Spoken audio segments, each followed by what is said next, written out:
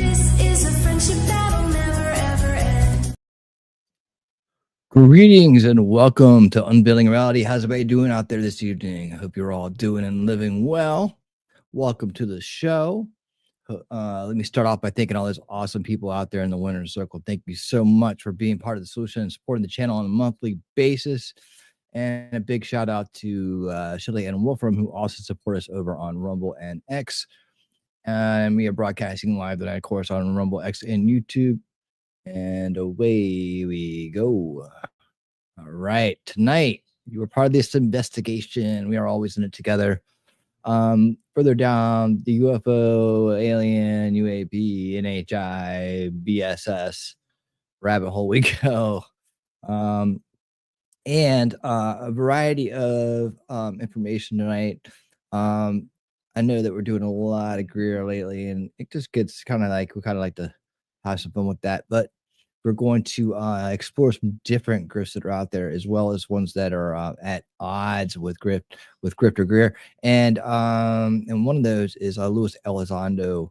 And they take different paths here. He's a little bit more prominent on the scene because he's actually been seen. He's actually, has a background. He's actually been seen in Congress. He's actually been seen in places. He has a little bit more credibility, believe it or not, I would say at this point. But we'll make up our minds together.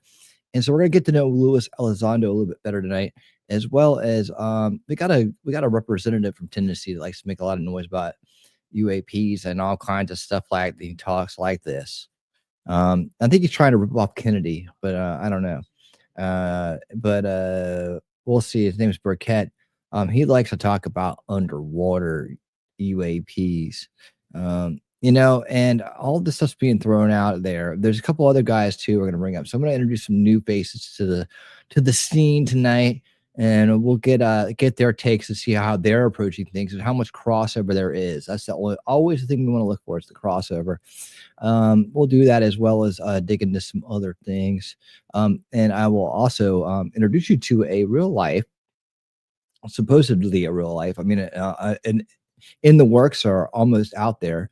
That means that they've been testing it for a long time and had the idea for a while. Underwater drone, a real life one. I feel like I've done it before. I feel like we've gone over this thing before, but I'll bring it to this show. I think I did it on a different show. So we'll briefly get our own education going on about what technology is actually out there and would be used in a warfare or to in some kind of military capacity. So we'll get our eyes on this Manta UAP. What's that? Underwater drone? I don't know what they call it. Underwater drone. It's a drone. It's underwater. And some of these claims about what people have seen underwater, how legitimate are they? I mean, I got a few questions. And I bet you do too. But so let's go out there and check out our VIPs in the front row this evening.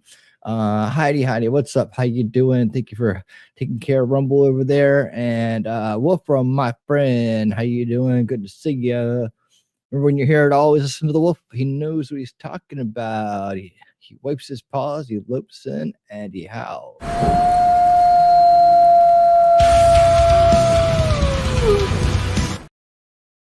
And that's how you know the Alpha Mod is in the house. All right. Let's see who else we got out there in the crowd, the VIP section tonight. Everybody's got their zebra badges on. Well, that's it. You guys got here first, man. You're first in. And I get it. We've been checking this out for a while, man. I think maybe people are starting to get. I want to show you guys some stuff though to start out with. A couple of different things we're gonna do. First off, I just want to jump over to this idea. Greer was making a big deal out of he's making a big deal out of his big disclosure briefing he's going to give to Trump, right?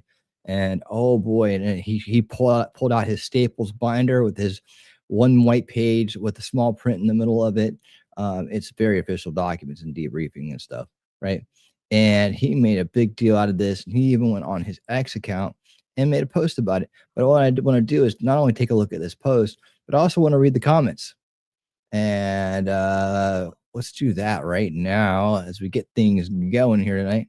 And yeah, we're watching over there on X too. You can see there right there on the side here. Anyways, February 8th, he came out with this post on X. He says, in the Disclosure Project briefing document, Dr. Greer has five recommendations to share with Congress. Oh, thank God, our Lord, the Savior is here. And by the way, just let me say, if you're based and awake and aware and resisting, and you're all about approaching things to find the truth, and you have an open mind, hit the thumbs up button. That tells me that that's where you stand on this thing. And if you're a loyal Stephen Greer, he could basically tell you the moon was made of cheese, and you believe him kind of person, and you think everything I say on here is just wrong because you're not listening to the thing I'm saying, or whatever else you want to say. Or you hate the truth. Maybe you're one of those people that hate government efficiency. Maybe one of those people just want things to be the way they are, regardless of whether that's a real thing or not. I don't know. Maybe you're just an old troll from the past who can't get over me. Doesn't matter. I have a button for you too. It's a thumbs down button. You can hit that too. Either way, you're engaging with the stream. You're helping the channel. Okay. Every time you engage with it, you help it. The view helps. So thank you. Thank you. So make sure you choose your appropriate button tonight. But I know most people here, and as it proves every night, most of the people who come here are based because they give me the base thumbs up button. And there we go. And look at it's Cool Gamer. How you been doing, Cool Gamer? Hope you're doing well, man. Good to see you. And look, Farrell, how you doing? Welcome to the show. Oh, so happy you're here. Hope you're enjoying it. And I'm glad you're joining us this evening for this deep dive, even deeper. We go deeper every week. K Marshall, how's it going? Good to see you. Happy that you're here. Happy that you're here. Happy that all these awesome people are here. And let's get into this right here, right now. I'm going to have to get way down here in the corner so you guys can see this better. But here we go. Dr. Stephen Greer, in the Disclosure Project briefing document, he's going to give us 5 recommendations because he's a chosen one. And he knows what's best for everybody because he's an emergency room doctor, and most of them do, whether it's UFOlogy or, how to fix a broken arm. So he's going to give this to the Congress and the executive branch. See, first comment for a link to those recommendations. See a link in bio to our store where you can get your own briefing document. Will you sign it for me, Stephen? So yeah, let's take a look at this post right here. So I'm gonna click on it, and then we go. Stats on this has got 94 retweets. That's not too good for somebody like you, Stephen. Only have 488 hearts, 40,000 views. Man, I know people that are out there promoting just as much just as much bullshit as you, and they getting a lot more views, man. I don't know what's going on here, but anyways, I can't complain. I don't get any. In fact, my big channel got taken down, and I have yet to try to rebuild the one I'm on right here, but I guess one day maybe. Right now it's just got a bunch of crypto bots joining me. I'm like, oh good. And then a day later they'll come out and they'll at me, and I comment about crypto and I just block them. So that's the state of my X account right now. But I do like using Grok, so that works out nicely. And the live seem to do as well as they did when I had 1800. So go for it. I don't know what that means. Anyways, here are some of the comments out there. And by the way, first comment, you scroll down. Okay, first comment for a link to those recommendations. Okay, where's it at? Do you see it? No, the first comment that I see is by Rocky Swanson. Do I have to go? Is that the most recent? Is it that the way it goes? Or I have to go all the way back? No, that's February 9th, 10th. Okay. All right. Greer claims superpowers and close contact with aliens that he personally summoned to Earth. Get a hold of that for a moment. Inhale and now breathe. So what does a wacky cult leader generally tell others to believe, right? Well, the new agey cults are very free-form cult. Of course, you don't actually join up. The religion is the belief itself, and you just pay into it by buying the goods and services that they offer. And that's basically what's going on here, because we tried to find this briefing document, right? And it says get it. You can get your own if you follow see the link to our store. So we're going to try to find that tonight. And the bio, see link in bio to our store. So I'm guessing that's a link tree, that link tree one. and then I'm going to try to find the actual store itself and see if how much this thing costs. All right, we're going to do that next.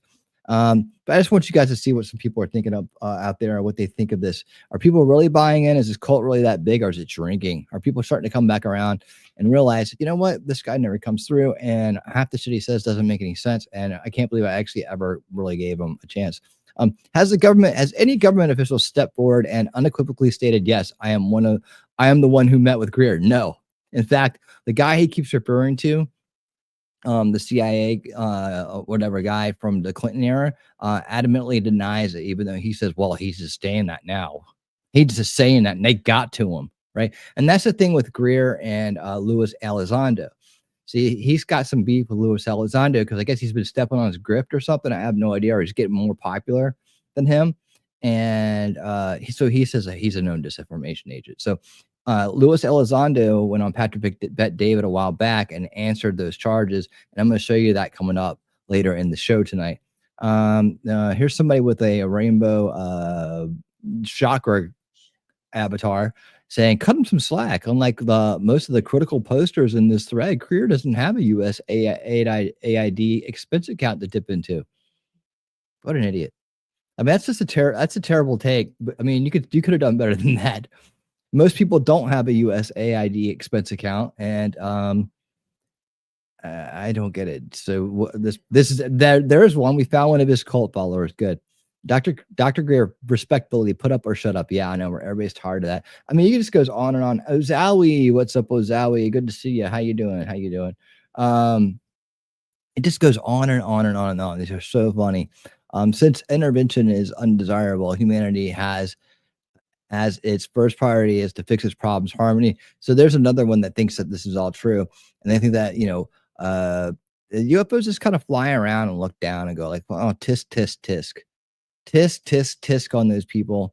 If they would only just get their problems fixed and make this a priority, then they could harmonize with us in psycho-spiritual development. I wonder if some people that put this stuff out there actually believe what they're talking about. If they're just like, do they actually do you this things you actually hear what you're saying? Remember, you ever heard that terminology? Do you hear what you're saying? I don't think some of these people hear what they're saying. Let's see. They're so funny. Hey, it looks like the missing link. There's a guy with the ancient aliens, dude, as his logo. Having people pay just sounds like revenue raising rather than disclosure and transparency. Well, at least he has that straight. Yeah. Thanks, Dr. Greer. Okay, Philip. Can't wait, but uses a Jet player. Yeah, Jets player is gonna have to wait because they're never win. Oh, sure. No thanks, Grifter. So yeah, there's a lot of people that are catching on, and you're gonna see this is a theme throughout any video he appears on. Except for mine, where I don't get there's no comments down there, but I'm not promoting him either. I'm literally out there degrifting him. So I guess they don't feel like they have to leave a comment. I'm still waiting for that bomb you promised to drop in January, South February. And you could read it all for $29.95. Okay, so as you can see in this post, it just goes on and on and on and on and on.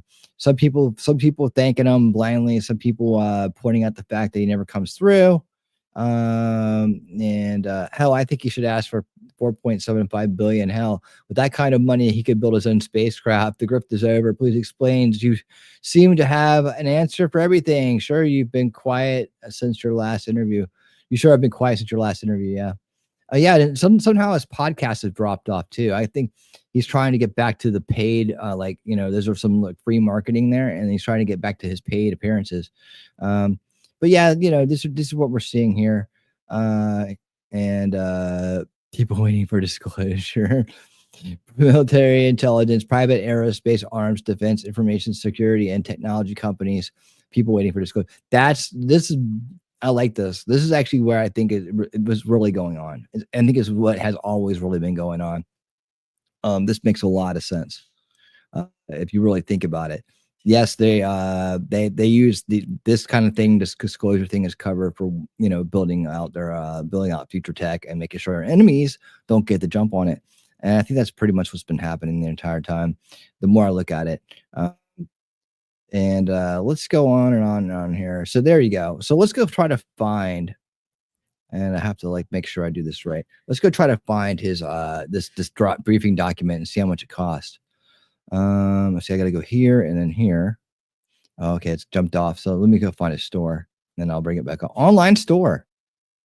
Oh gosh, the serious disclosure. You know, and I'm looking. Okay, so what is this? Oh God, bright light. Sorry for the bright light, guys. Let me back it down a bit. All right, so I don't see. Hold on, let me pull it up and make sure nothing stupid happens. All right. So you can go to his store, right, where all the grift takes place. I guess this is where he made a $6.6 million. I have no idea, but take a look at the store here, and I'll bring it on screen right now. There we go. More bright light. It's called dark mode, Steven. And you think of like being an outer space guy, you'd love dark mode. And the problem with my setup here is my screens are like literally cool right there and right there. So I get really bright lighty when this comes on. What is this thing? What is this thing? All right. Landmark book, military and government witnesses reveal. Okay, that's not what we want. Where is this? Is the official store. Now you'd think this was something this important to be right on the front page. Does anybody want to teach Steven about how to market his shit? I guess he doesn't need help when he has $6.6 million. But where in the world? So you can see there's that serious disclosure. Yeah, that's the over there. And here's all his stuff. See if you can download the app. You can get all of his books for these amounts of money here. Contact. If you read this, you know more than the government. That one, Hidden Truths and Forbidden Knowledge. Dr. Stephen Greer, emergency room doctor, tells it all. Oh man, what's up, Sniper? How you doing? What's up, Scott Hotbeck? How you doing? Good to see you. Good to see you. Yeah. So where is this thing? Where is it? Why don't you have it on here?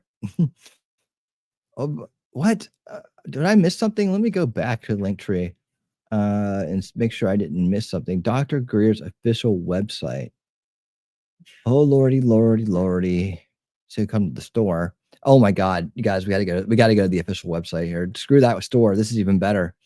Well, yeah, this is where it all comes together, doesn't it? Uh-huh. Let me take you on a sea cruise.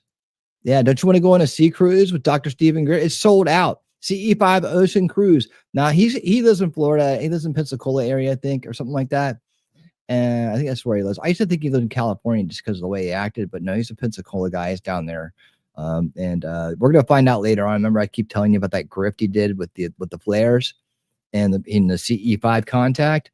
We're gonna see that later in the show coming up very shortly. I'm just kind of cruising through this because we're just looking for that book. Would you donate? Please help donate today. Please donate.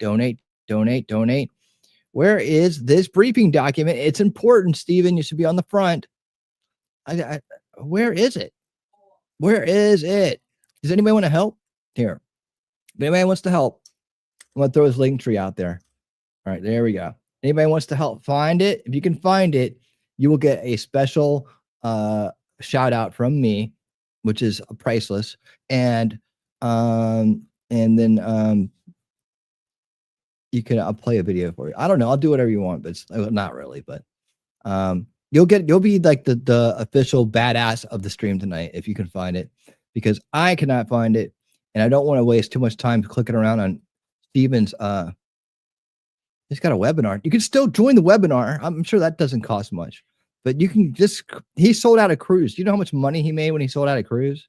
I mean, I'm telling you, man. I know bands. They still do jam cruises, man. I looked them up. They still do them. Those make money. And if you're a long-term fan of a band, you get to hang out with them on a cruise, right? And I feel sorry if that's if you find a lot of value in that, but it's okay. You can have a good time. If you're just there to have a good time, you got money to blow. It's perfect. It's perfect, right? You could, but hanging out with somebody who plays in a band is just pretty much like hanging out with me every night. So it's not a life-changing thing. They're just people who know how to play an instrument. It's really all it is.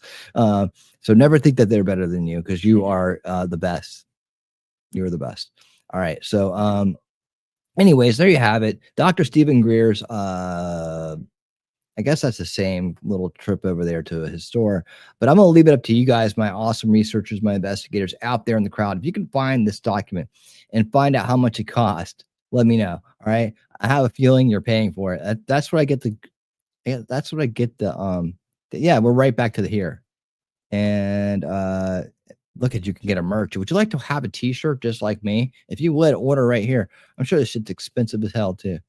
Yeah, $27 for a shirt, $40 for a nice collared shirt like you see Steven wearing in his podcast. You can get this beanie cap for $20. $20. Wouldn't you rather have a winning reality one? It's much cooler. But I don't sell them. You have to go make your own. Paperback and hardback books. What? We got something here. Where's the briefing document, Steven? Okay, I'm done. Another letdown, but it's Dr. Stephen Greer. So, anyways, that's what's going on there with him. And yeah. No, yeah, you're the best. All right. And yeah, so here we are. We've been let down yet again by Stephen Greer and his empty promises. Where's the briefing document? I mean, can you imagine him wasting Trump's time and our team, our dream team's time reading some bullshit from? Like, are we gonna read this or what? I hope they do read it, and I hope they roast it. I hope he goes, here, Elon, take a look at this for me. That's what I want to have happen. And you know, with a lot of these guys that have come out and are talking, the thing that's always in the back of my mind, guys, we're gonna listen to tonight, is always in the back of my mind is Elon doesn't sound like these guys. And he has all the satellites and he has all the technology and he can launch a rocket into space, right? And then catch the rocket booster with a pair of chopsticks on the way back down. I mean, do you think he has all the money in the world to find out this shit? You don't think he'd do that? And you don't think that if there's anybody on this planet that be collaborating with aliens, it would be Elon Musk, right? I mean, they would be like, okay, you're probably one of the smarter ones down here, and you've got all this great space tech. I mean, basically, we're going to be going through you to get anything done, anyways. So, in terms of space exploration and space travel and all that other stuff. So why don't we just start by talking to you? Why do we want to go to Stephen Greer, emergency room doctor, and spend decades wasting our time trying to get him to get people to act the way we want them to? Damn it. I don't know, man, but it's utterly disappointing. Now we're gonna go into the world of underwater UFO or UAPs or UFOs tonight too, and we're gonna throw some we're gonna do some investigation just basically on what our military is doing and underwater drones, but also we will have to start by saying I feel like the narrative now is shifting a little bit from New Jersey drones are done and done with, right? We figured that out that they would we figured out that they would be gone by New Year's, and they were, yes. And we can look forward to that happening again next year. And I hope we are all here to share it with me and us together here, all of us. Film plan man Stephen Greer. Musk is way out of Greer's league. Yeah, I know. He tap dances when Musk comes up to. He gets all nervous. He's like, God, please don't troll me on X. Elon, please don't troll me on X. I'll just briefly say I haven't talked to him. All right. So let's first of all, we gotta get this out of the way. What is Ross Coulthart up to? He's really slowed down too, since all of his Eggman balloon stuff has gone haywire, and he seems to be losing credibility I mean, he lost the credibility with us a long time ago, didn't he? But he seems to be losing credibility by the day, and people are losing interest in what he has to say. As a result, that's the thing about being on a show like News Nation, right? You got other people that work there. You got other. They're trying to put news out. They're trying to do legit things in some way, and then here you are. You're the wacky Australian UFO guy, right? And so you come on there and you get everybody all excited with you get them all ready for something amazing, right? You get all this money into it, and then you basically and literally lay an egg on live events. So here we go. Let's find out what he's up to. This is very quick because he doesn't have much to say these days, and I believe he's trying to pivot. Everybody's going to try to pivot to this underwater stuff. So we got to talk about it. We're going live now to Sydney, Australia, with News Nation special correspondent Ross Coulthart. Ross, it's always so good to see you. Thanks for making the time. Come on, it's Ross. A real pleasure, Natasha. Nice to see you and your guests. Thank you. And I know that you've covered other accounts of UFOs moving hundreds of miles an hour underwater. Okay, I'm going to start with this, and then I promise I won't interrupt too much. I mean, I will, but I promise I'll try not to. That's an easy promise to keep, right? Hundreds of miles. Okay, I just wanted to, we didn't collect data as we go along with these stories, right? So let's all remember hundreds of miles an hour underwater. So that's the first thing she leads with. Let's see if he accepts it or counters it. Joining with Congressman Burchett's claims, what do you make of underwater? And Burchett's on board with this too. So we got a couple of underwater guys. They got some stories, all right? UFOs. I've had the privilege of speaking directly with submariners, particularly who name names. Who? What submariners? Who wants to come to bat for Ross if you're a submariner? Come on. have been witness to measurements of objects underwater using the sophisticated tracking technology that both the US Navy and my Navy in Australia use. And there are objects that have been recorded unbelievably moving close to the speed of sound in air. Okay, guys, close to the speed of sound in air. What's the speed of sound underwater? Isn't it faster? What's the speed of sound underwater? Doesn't sound travel further underwater or something? There's some kind of thing. Where are my big brain people in the crowd that know this stuff? Oh, wait, I know we got a little bit of a lag, but anyways, hundreds. He said the speed of sound, right? To the speed of sound in air. The speed of sound. That's like Mach 1, right? Mach 1 underwater. That's what I'm thinking, Scott. I mean, how can you move through water that fast? That's right, Farrell. Sure did. That's the way it works on this show. On this show right here, it's because they come up with such outlandish claims. But that's how you degrift these guys, man. You don't let them just go speeding through all their points. You got to stop them, and that's the problem with that. Most people that buy into this out there, they don't slow these guys down. They just want to hear what they want to hear, and they're all excited about it, and they miss these little things that are used to prime them to accept what they're about to say at the end. That's what we've been doing here for weeks, is breaking this stuff down. So yeah. Water carries sound further. Yes. Okay, there we go. All right, cool. Absolutely. It's kind of like a running joke. I won't stop, and then I do. Okay. Is the what you're looking for, Stephen? Okay, so that's the Disclosure Project archives. Thank you, Azawi, for participating and helping out. And look at you. You did that all the way over on Rumble, and I didn't even throw the link tree over there. I'm sorry, dude. Let me just start. Let me throw that over there for you, just for everybody else over there. There we go. That should be it. There's a link tree. Supposedly the briefing document, and it's the briefing document that Greer says he's sending to Trump and team up at the White House, right? It's the 320 page, and you can read it yourself, right? And this is with his 5 recommendations of what he says that we should do, because we should listen to him because he talks to aliens and it was abducted and shit. So somewhere on here, he said in his X post, and I'll give you a link to the X post too. How about that? Can I find it? I think I went back one. Yeah, there it is. Okay. Here's the X post, guys. Here's the X post, and feel free to troll them in the comments. There's one for you, and there's one for Rumble side. All right, there you go. All right. So that's what he said in the X post. And he said he would that we could go look at the briefing document ourselves. Now, what we want to find out is, 1, is that true? And 2, if so, is it going to cost us any money? Because if not, I'll pull it up on screen and we'll run through it. I'm not giving Greer money, man. That would be a mess, wouldn't it? Here, Greer, take some money. I'm buying into your grift, so I can. I mean, I guess if I could get, like, I don't know. There had to be some Roy going on there. I don't think there's going to be any Roy on that. I don't think people actually even care. I think they just realize it's a big pile of shit. I mean, now if Trump and them come out and they start talking about it, then, that's a different thing. Yeah, that didn't make me insane. I'm just having a good time. I mean, he just makes it so easy. So easy. All right, let's move on. So anyways, has anybody ever traveled the speed of sound underwater? And remember this when Burkett says, later on when he kind of addresses, like, we don't have anything like that. I don't understand when people just come right out and believe this shit unless they're in on something, right?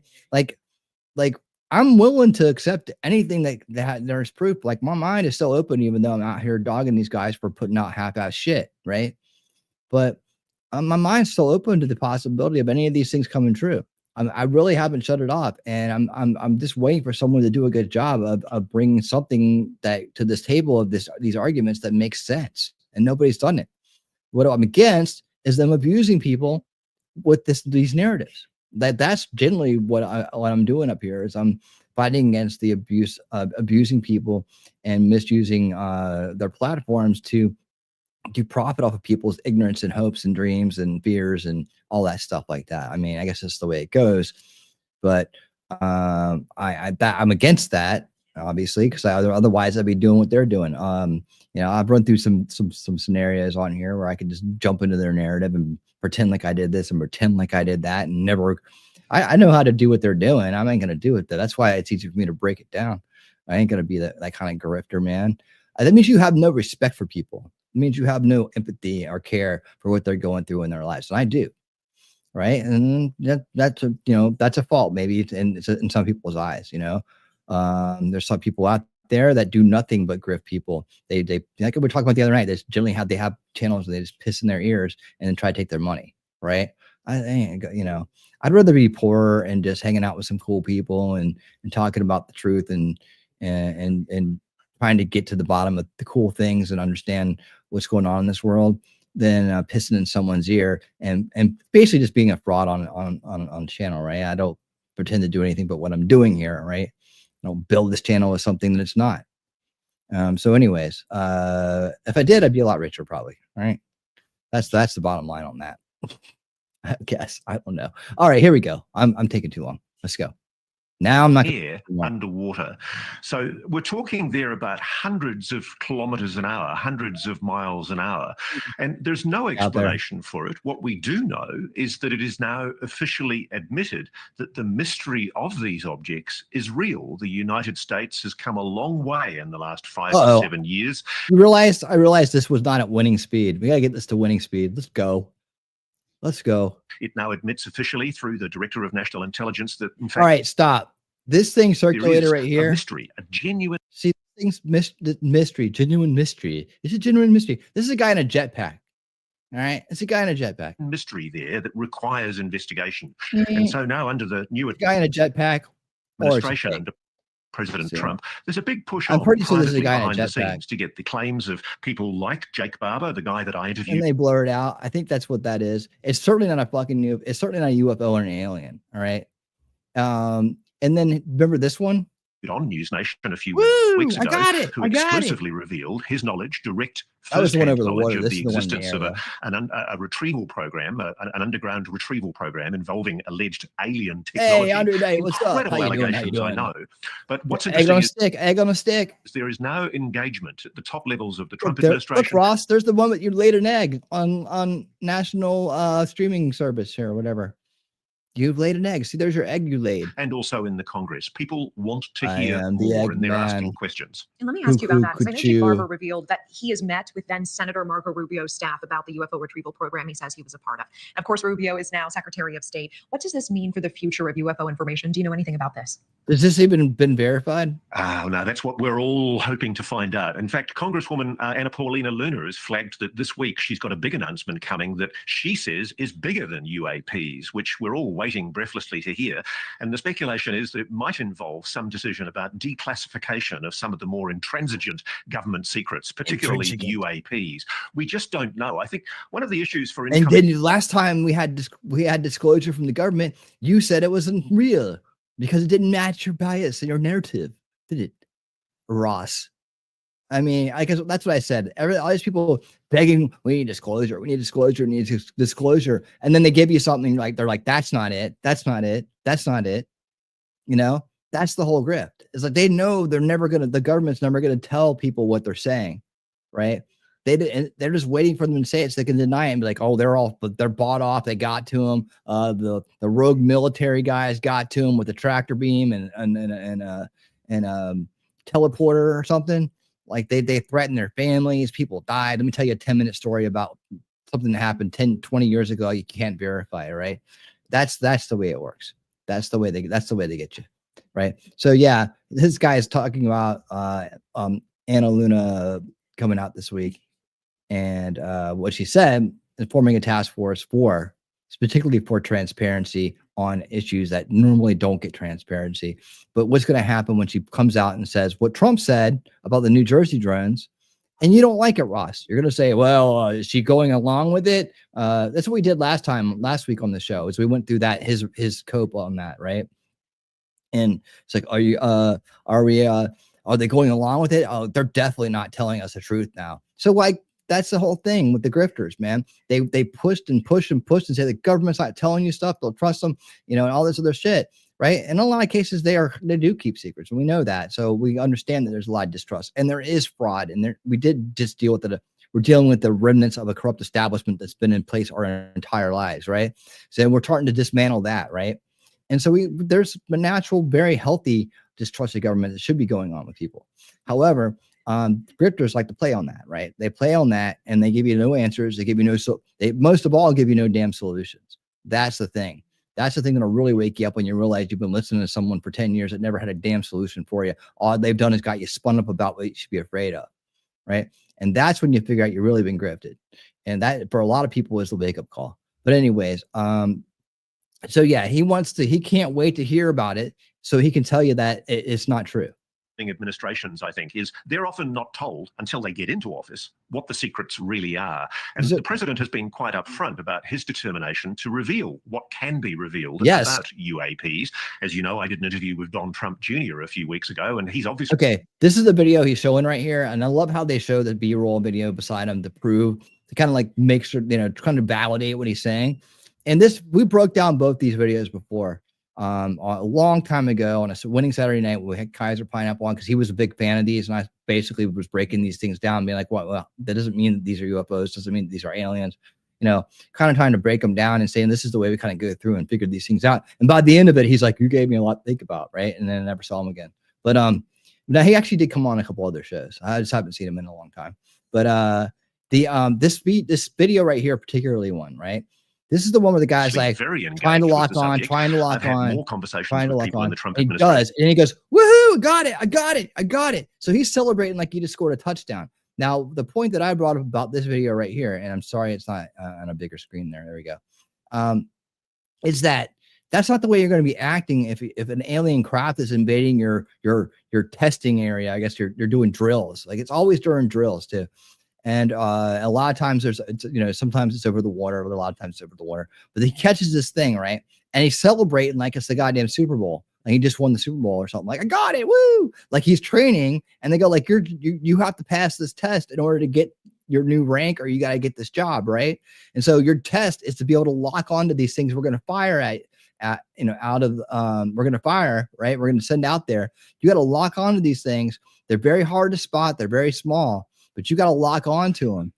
And the movement of the camera, the movement of everything you see makes it look like it's going, incredibly fast, incredibly evasive, whatever. Like it's almost impossible to do, but it's possible to do because he did it, right? So this whole scene they're showing here to validate what he's saying, right, in this very subliminal way, is just kind of like more of the like, we don't even know what this is. No one can come out and say that this is even a UAP. That's not just a training drill that somebody has released to make it look like we got more problems, or there's some kind of weird stuff going on. So our enemies kind of latch onto it and they start freaking out. And there's a lot of tactics that go on here. But one thing for sure is that the guy in the video that locked onto this isn't reacting right. He's not reacting like somebody who is seeing something amazing and incredible and disturbing at the same time and threatening. Because if it's zooming by where you're out there doing your thing, right, and it's zooming by military installations, that should be considered a threat. If you don't know what it is, right, it should be considered a threat. You should be on high end zebra alert, man. And maybe this is a zebra alert moment where everybody got shot by the Marines and stuff, right? Anyways, let me let him finish. Since, and I've had reach outs from people in defense and the intelligence community who frankly tell me that they think it's like they show stuff like this, man. It's like you don't have any context of what you're seeing. Oh yeah, that's definitely a UFO. It fits the flying saucer description they've been using since the 50s. That's how I know, right? That's how I know. Why it's always over power lines. It's like it's so much It's so much of time it's the the same. American public and indeed the world Like that, man, like that. It's like this. We don't know what this could be. Someone just letting the air out of a balloon, and you can't tell what it is. The context is always off, and it's been filtered out. It's been filtered. Like you don't even know what this is. Yet they say, "Well, this is proof there's aliens. This is proof that's that there's some kind of imminent threat. The government's not telling us about it, right? They know what it is. Do they? I mean, do they? I mean, look at how big it is. But is it in context? Is it like where are we seeing this from? From a foot in front of the camera? Is it really on the other side of the power lines? Is the optical illusion, or is it something else? They don't give you the context, but they say this is proof. was told what Remember those hubcaps that Greer was showing us in his briefing document or whatever he was showing people? You write the giant sperm. He was like, yeah, you can notice the protrusions. See, real alien craft don't have any. They're seamless, right? It's so dumb, man. the US People never really stop and does ask know questions. about UAPs. They don't there think we there's any go. good reason to keep on hiding what they tell me is the case, which is that There's the humanity same has picture long again, been because you only got engaging 3, with an right? advanced non-human intelligence, and we Show it have again. been So recovering it's the their same picture technology. again. But I think that's a big call Oh, to there it say is that the again. government's going to make the decision Is that to all you brought with you, Ross? The same 3 goddamn pictures? release that information, because there are So dumb. genuinely national security imperatives. I can understand why the Defense Department might want to protect weapons technology or propulsion systems or energy. Then why are you digging in, man? Now look at this. Guys, you're so good about spotting these right away. FAA lighting, right? UFOs, why would they have our lighting on it?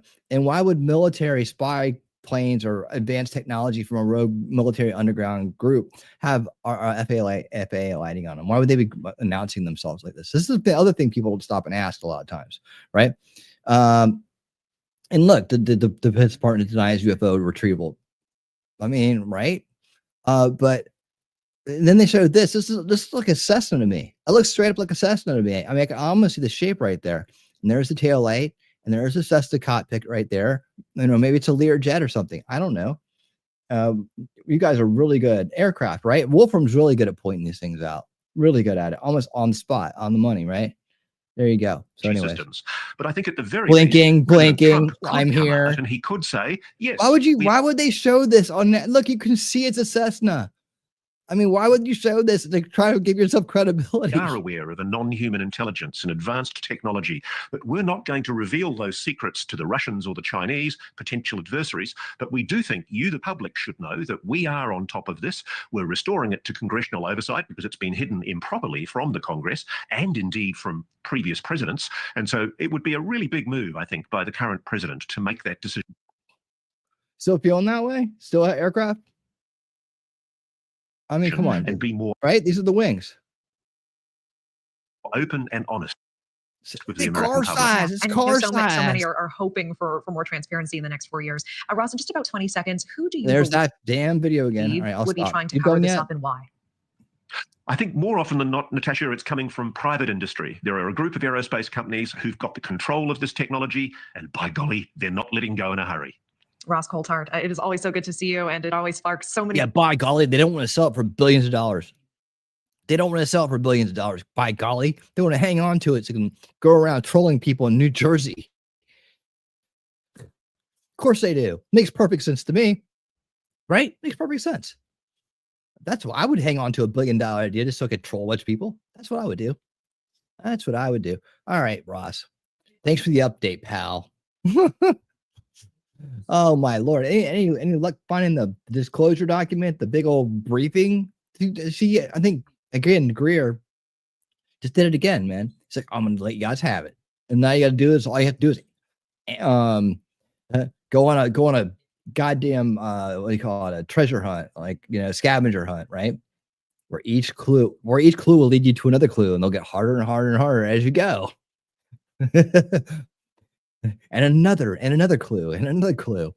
Go to the Eiffel Tower, go to the third door on the left, then take a plane to Istanbul, look for a man named Jerry sitting on a camel in the third stall down from the I don't know, tobacco shop, whatever. I don't know what the fuck they have in Istanbul. I've never been there. I've never been to Istanbul. but I know it was Constantinople at one point. I do. All right. So let's get into some accusations here, because we got to get to know this guy named Luis Elizondo. Elizondo. It's not. There's no dro in there. It's a Zondo. Zondo. And he's ex-military. He's got some killer tattoos. And let me see. Right here. This is the guy that Stephen Greer. We've watched Stephen Greer trash this dude like several times now on the show. We watched him trash it. And I don't know if this guy is any different from Greer, but I think he takes a different approach. So I don't know that. Now, I do know that I've seen him before, and I do know that I've watched his testimony in Congress because I covered the congressional hearing that day when absolutely nothing went down. I had I was rolling. Okay, you did it. All right, you can do it. Inside the Pentagon's hunt for UFOs, imminent. Luis Elizondo. It's Elizondo. There's no dro in there. I see. This is why I should write a book. See, he has credibility because he wrote a book. Hold on, let me show you this picture so you know what I'm talking about. Right there, this guy. See, he's got cool tattoos, and he wrote a book. And look, there's the same picture that News Nation guy was using right on the front cover. So I think that maybe, I don't know, maybe he had something to do with the release of these. I think he was. We're going to see later on the original guy that came out, not Jake. And Jake's been he's taken on some heat lately. Some people are saying he's a disinformation agent. And the question tonight is, are these disinformation agents or just Grift Information Agents? Haha, I made that up myself. Grift Information Agents, right? Are they all just playing the same game? And does the government benefit from this game, right? It's like, we talked about controlled opposition, right? And how easy it is to control opposition. You don't have to pay them. You don't even have to make a deal with them. All you have to do is know their tendencies and give them what they want. Where are you at, Yuri? It's your Yuri, you're on. So that's exactly the martial art tactic. We don't stop an enemy. We let him go. We help him to go in the direction we want them to go. In the direction we want him to go. Like a useful idiot here. Haha, we laugh.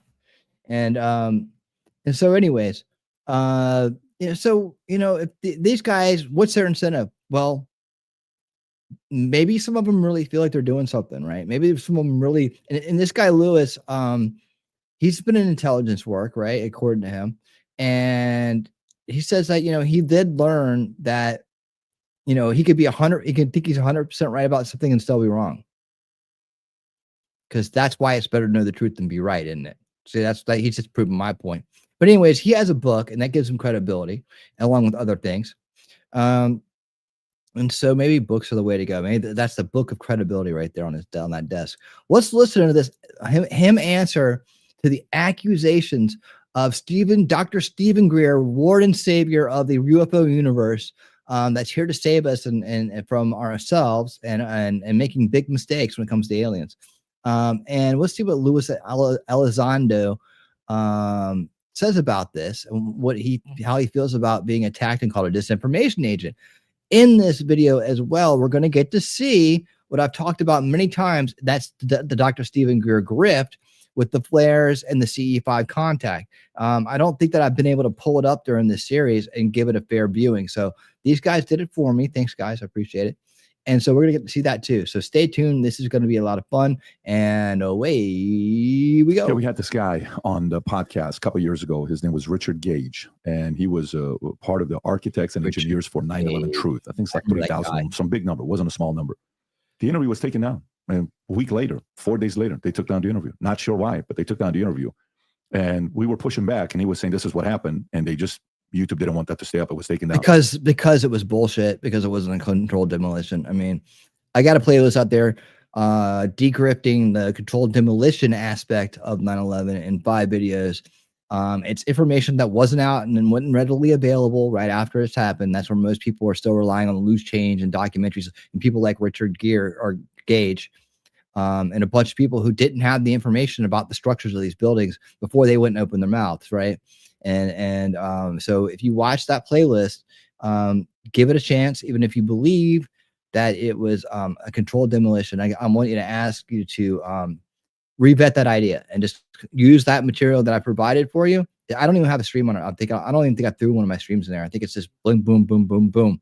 Shows you, use that to revet your belief system. That's what we do here, because we're humble and we can do that because we rather know the truth than be right. And you know why? Because we don't want to end up like these guys. Listen, believe in these guys, right? So anyways, that's what I have to say about that. So, okay, let me ask you another question. Stephen Greer, what are your thoughts on Stephen Greer?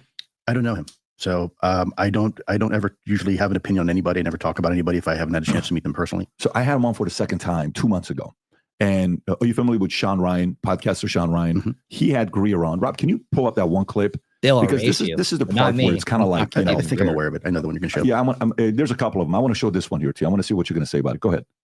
When you're talking about these disinformation agents, these knocks, I have somebody that comes to mind, and we were talking about him at lunch. Lou Elizondo. Is he one of them? Oh, of course. I mean, as soon as he emerged on the stage, I had a very senior guy at CIA who's worked this issue since 1979 contact me about that problem. But remember, the only way that you can control at this point all this coming out, because of what we have and what we're pushing forward through media, is to control the narrative, the spin. So that's what you're desperately trying to do, aren't you? You didn't name your source again, Stephen. But I had to say, he wrote right away. Just believe me. I'm Dr. Stephen Greer. God damn it. Everybody comes to me to tell me everything because I'm an emergency room doctor, and that's what people do. They trust their doctors. They tell the doctors everything about inside secrets. That is the way it works. When are people going to wake up and realize that doctors know everything? But anyways, yeah. So right away, a CIA guy has been in since the 70s. I like the way he builds credibility like that. He's like, okay, it's always appeal to authority with him, right? That's a big old fallacy he commits constantly. It's like, okay, right away, secret military intelligence agencies, right? So boom, boom, you got the credibility building up the archetypes of what you already believe about those things, right? All of us. And then he gives the years of credibility, decades of work, decades. This is long time ago. Is he still alive? No, so we can't ask him. No, you got to take my word for it. Now you got to take it on faith. But he's built the appeal to authority fallacy on top of this. And now it's like the only thing you have left is to take his word for it. And if he's convincing enough, he'll do it, right? And if you want to believe it enough, he'll do it. The people coming forward who get an all-access pass on to, say, 60 Minutes or something like that, or people cleared by this same illegal, corrupt organization because they'll tell the public, yes, the UAPs are real, but we don't know what they are. Well, this is an absolute lie. We absolutely know what they are. Well, but Stephen, that benefits you. Right? Because every time they say they don't know what they are, you come in and fill in the gaps. So you end up, this is what I'm saying about controlled opposition, right? Or not even opposition, but useful idiots. You come in and you fill in the gaps, and they don't have to ever explain it again. See, they don't have to ever be accountable for not knowing what it is. Not that everybody knows anything or everything, right? But they don't have to now because of you. You'll come in and say, no, they're lying, they're being controlled, and then everybody's listening to you now. And now you're $6.6 million richer because of it. Some of them are ours, man-made, and are confused quite frequently with the others, which are of extraterrestrial origin, or ETVs, extraterrestrial vehicles. I love it when he says this. You guys know, oops, sorry, wrong way. You guys know this is one of my favorite lines. He says, we don't know what extraterrestrial vehicles look like. All right, I just want to point that out. You've heard my rant on this before. We don't know what they look like, but he goes, oh, they're so off. They're constantly being mistaken for real aliens. These other things, they're constantly being mistaken for real aliens. We don't know what real aliens look like. Vehicles. And those operatives are taught very well to take an issue, grab it, capture it, and then spin it in the direction that they want. Now, the direction they want is endless ambiguity. Gee, we don't know what they are. We don't know what they are. It's nonsense. We've proven what they are. Well, I have 755 whistleblowers. You have 755 whistleblowers? Yeah. I'm whistleblowing too. I mean, this archive is unbelievable. You had mentioned that you. What do you think about what he says? Because well, where are the whistleblowers? And I'll tell you, isn't he the same guy they wrote an article about, if I'm not mistaken, who apparently was accused of taking people on a tour and then paying some dude to pay like $500 to drop flares out of a Cessna? Bingo. You guys have heard me talk about this one. Is that the same guy? I don't know that. I think there was an article. We can. I think it was done by the Debrief. I think. Anyways, my mom always told me if I have nothing kind to say, don't say it at all. So I never met the man. Cop out. But roast them. Look, it's nonsense. I don't know, man. I mean, but look, don't cop out, Lou. Where are the whistleblowers? When I went to the IG, and had my conversation, I didn't see anyone. I know the ones that we talk to. We go to Congress and we talk to Congress. I haven't seen him. Right? No, he's right. He has them right there, man. He has them. He has them on the ropes. Finish it. Finish him.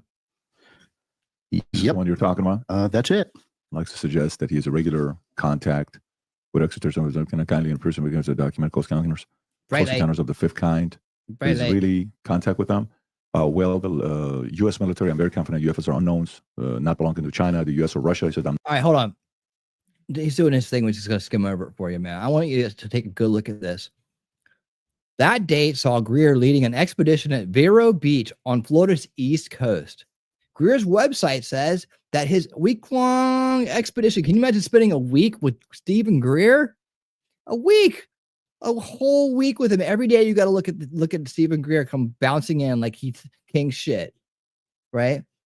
And by the end of it, he's got his little cult all wrapped around his finger. Week-long expeditions come with a tuition fee of $2,500 to $3,500 depending on the facility costs. Okay, we went for the nicer facility this time, guys. It's going to be $3,500. And the website explains that now, if you guys want to eat good food, if you just want to eat McDonald's for a week, you can go with a $2,500. For another $1,000, you get steak and lobster, right? Explains that all of the ambassadors to the universe trainings are similar. Okay. All participants are expected to complete and return liability releases, confidentiality of agreements, and ambassador agreements. You have to agree to be an ambassador to the aliens. For authority, you get to pay for that. It's beautiful, which will be sent after they have paid and registered. Yeah, you don't get shit till you pay. Steven's a businessman. I'm not convinced that these objects, what Greer seen, tuition fee, something on the week-long tuition for $2,500 to $3,500. That's what they back in January 27, when Greer expedition claimed to have summoned 2 UFOs. The video of sightings was posted to Greer's YouTube channel, and this incident was first close listed on the photographic and the video evidence. But where's the one with the flares? Go a little lower, Rob, to see if you find it. Night scopes. Just control F flares. Okay, so he's dropping the source here. So I'm looking for night scopes. There's no smoke. There's no trails. There are no flares. He continues. They're falling. They're waiting for us to arrive. A few seconds later. So this is the thing that Greer's saying, right? Greer implores the school. Hold on. I had to read this because he's trying to skim through this for his interview's sake. I'm trying to actually research it. Say, I'm looking with the night scope. There's no smoke. There's no trails. These are not flares. He continues. This is like Greer. Yeah. Because if you see the video, if you watch the whole thing, maybe we'll watch the whole thing sometime, you can see the manipulation what he's doing, right? So he's priming them to see and think what he wants to as he's doing this. He's the group leader. He has this green laser beam in his hand. Like I saw this a long time ago. We'll see some of it here in a second. Let's welcome and begin to join us into meditation. This is a beautiful color. You'll see. You'll never forget the color. This is huge. Yes, this is a major event. At 3 minutes and 32-second mark, the first light disappears, ignoring the light slow but obvious altitude. The client's Greer states that they've stayed pretty much the same altitude, though. Let's invite them to come to us close. And I know that's gone into the ocean. Greer includes now the way that that's not like something like a flare. So shoot up something. He keeps doing this the whole time, right? The whole time he's out there, he keeps trying to convince people it's not a flare, knowing full well it's a flare. It's oh, Stephen. But were these UFOs or were they something terrestrial? Well, keep reading. Okay. I mean, it's pretty compelling. Flight-aware flight tracking data attained that Washington exam suggested that later is true. At 9:11 p.m., January 27th, Beach 76 Duchess registered N110 as she was recording, flying at 85 miles off Vero Beach. This is lower than aircraft normal cruising speed. Would feasibly allow the air crew to deploy parachute flares or some other illumination device. The aircraft took off and returned to the airport, and Fort Pierce, the screenshots below showed the aircraft's location at the time of the event. The owner of the aircraft is listed by Federal Aviation Administration as R.E. Ben Aviator Incorporated. Sir Fort Pierce, when I reached out to the aviator and film, the maintenance supervisors told me that the college never does things like dropping flares. After sending a Spear a copy of the flight record, he did not respond to any further emails. Incidentally, another aircraft listed to Ari was forced to land on Section Interstate 95 on Florida on January 30th, 2017, after running out of fuel. CNN has also reported that Ari received a loan of between $350,000 or $1 million under the federal government's coronavirus relief. Got it. Okay. So what's your point with this? You're saying that some of the stuff that he's doing, by the way, is that the video? Can we see it, Rob? Can you just play that? I just want to see what it looks like. Can you go to the flare part? Okay, guys, here it is. It's part of it. Orange object. Look up. Oh, whoa. Oh my God. Whoa, just don't pop stand too up, much. please. Crouch down and look, because you'll block our cameras. Yeah, those are Wow. illumination flares. Those behind me may move and stand up. Because Well, what is he saying they are? All right, look at this camera angle. Look at this camera angle. Now, they could do anything they wanted to here, right? They could go all the way down the shoreline. They could be anywhere doing anything, right? These are Steven's friends. They're aliens. They're coming to visit, right? They could be doing anything, but they're behind this tall grass. And they're making people sit down that are in front of them. People have to go behind them when I don't know what it looks like behind them. I don't remember. It's been a while. In order to move around or see stuff, right? But anyways, here you go. that color. I don't know. I don't pay attention. I'll never I don't pay know attention. the Oh, gentleman, no. so I But don't I would invest any time. Okay, so See, there's so this to green me- laser beam. Did you see it? You see his green laser beam? I would invest any time. Okay, so See, there it is. See, it's like this is where he points it out. He just goes like this and goes away. And this thing just like it comes out and just falls straight down and disappears. Yeah, it's obscured, right? Dramatic effects, priming them with language the entire time. People can say anything. Well, it's him telling them. He's the one saying it's not a flare the whole time. So it's him getting inside their heads. Now these are people that have been through his training and at the compound or wherever the hell they put this thing on at for an entire week. And this is the big finale. This is the big finale. So this is what they get to look forward to at the end of the week is the big contact. Now that you've been trained and you're an official ambassador, we're going to go out to the beach at a certain time, right? And we're going to sit down and you're going to do what Steven tells you to do. And then the aliens will come and say hello for a minute, way the hell back there. Like if they were such good friends of Steven and this contact protocol is so important, why aren't they freaking right in front of their faces, man? Like boom, right? No. We're way back in the horizon area, right? We're way back there because that, hey, Bahala, what's up? How are you doing, my friend? How you doing? Levy was here the other night and I had to tell him the story about the goats. So, I had to bring up the goat clip. It would have been great if you were here for that one. But good to see you. Good to see you. What's been going on with you, Valhalla Waits? Valhalla Waits in the house. There you go. You can always subscribe to his channels to watch goats and do fun things. And I guess you guys, you do Legos. Did you go to Lego still on Friday nights? I've been doing shows on Friday nights, so I haven't been able to see the feed that much. I do some people over there on Friday night sometimes. So I guess you still do. Yeah. Well, that's awesome. We should hang out sometime. Anyways, yeah, we're looking at this. Do you believe that orange thing is an alien? We're watching Dr. Stephen Greer and his look, Valhalla, you can get the wife, right? And you can pay $3,500 each to go spend a week with Stephen Greer, and you get to see an alien like this at the end. Does that sound like a good time? Maybe an anniversary gift? You know, could be something like that. Wouldn't you like to spend a week with Dr. Stephen Greer? Doesn't that sound great? So to me, though, where I go with this is I had him on twice. And I listened to, by the way, I don't know if you watched the documentary he did about the Invention Secrecy Act of 1951. No, I don't watch his material. Okay. In your world, who is I'll Stephen leave him for Greer that or too, man. types like him in your world, in the military? How do folks look at someone like Stephen We Greer? don't deal with him. AATIP is only focused on military encounters. And so, as a civilian, All right, so right there, I think that's important. It's important. Hey, Wolfkinder, what's up? This is oh boy, you're in the right place. Then you're in the right place. Yeah, there's one of numerous reasons not to trust him. If you really understand his entire story, like start to finish, it's freaking hilarious. I mean, and the fact that anybody buys into it means they're either not paying attention or they really want it to be true. Like the more than I'm willing to let some things go here, you know. I'm willing to let some things go. But anyways, the yeah, this we tend to we couldn't drill down into the actual things, see the words coming out of his mouth, Greer, and we found quite a bit of discrepancy in his story. Just to say, just a little bit. But we do have to be careful because if you say his name too many times, we might get a oh my God, zebra alert. Zebra alert. We might get a zebra alert. Zebra alert. Zebra alert. Zebra alert. Zebra alert. Zebra alert.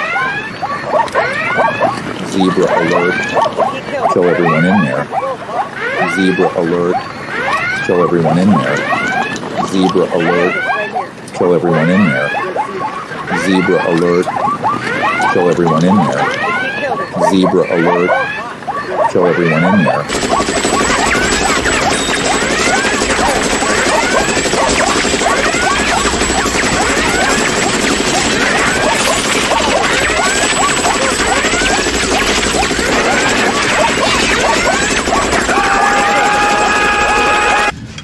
Mission accomplished. Yeah, hello, Moscow. Moscow, come in, please. We got a zebra alert headed off here. We got some unidentified UFO activity over top out on the coast of Florida here. Stephen Greer swears it's not a flare. So what the hell is it? You guys tell us. You're our sworn enemies. So tell us what to think. Tell us what to do.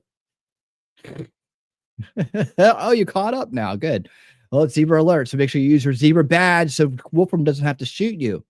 All right. Because what happens if you don't use your zebra alert badge, we're under zebra alert, you could be identified as someone who shouldn't be there and you might get taken out. All right. So make sure you use your zebra alert badge. And that's just, you can see the other people in the crowd know how to do that. Just follow what they do and you'll be safe. All right. I don't want anybody getting shot that don't have to get shot. But oh, I'm sorry, Moscow. Yeah. What do you mean? No. Stephen swears it's not a flare. He said it many times over the course of that, and he was even talking about how silly it would be all week long at the training seminar. No, you guys, but you don't see anything. Nothing. What the hell is it? What the hell just flew out there? Come on, you guys got to know something. What do you mean you're going to change your number? Don't change your number. We need this number in case we need to call you guys. It's a zebra alert. Damn it! People are dying around here. So it's nothing. Okay, you guys don't see anything? All right. Well, we'll stand down for now. All right, I'll call you back if anything else happens. Don't bother. No, it's part of protocol. I have to call our sworn enemies during a zebra alert. Because that's what you do when it's a zebra alert. All right, let's get back to the show here. Oh yeah, let me stand down the zebra alert fully. Full stand down, full stand down, full code stand down zebra alert. All right, we're good. Okay, so where were we? Okay, so Lou's talking about how his focus is just on the incursions over military bases. And I think that's an important thing, distinguishing factor between him and Greer, right? Of course, Greer takes every narrative and rolls it back into his deep underground military rogue base with people that have been shooting down UFOs 2 times in 2 different places twice a year. So over 180 at this point. We counted up to 180, maybe more by now, of UFOs we've shot down with EMPs. Stephen Greer's people, right? That Jake Barber and others have been, associated with. They're coming out there whistleblowing. We're putting our toe in the water to see if people can handle this. Like we're so fragile and stupid that if there was something going on, we couldn't handle it, right? Well, your whole existence is in danger, so we're not going to tell you right away.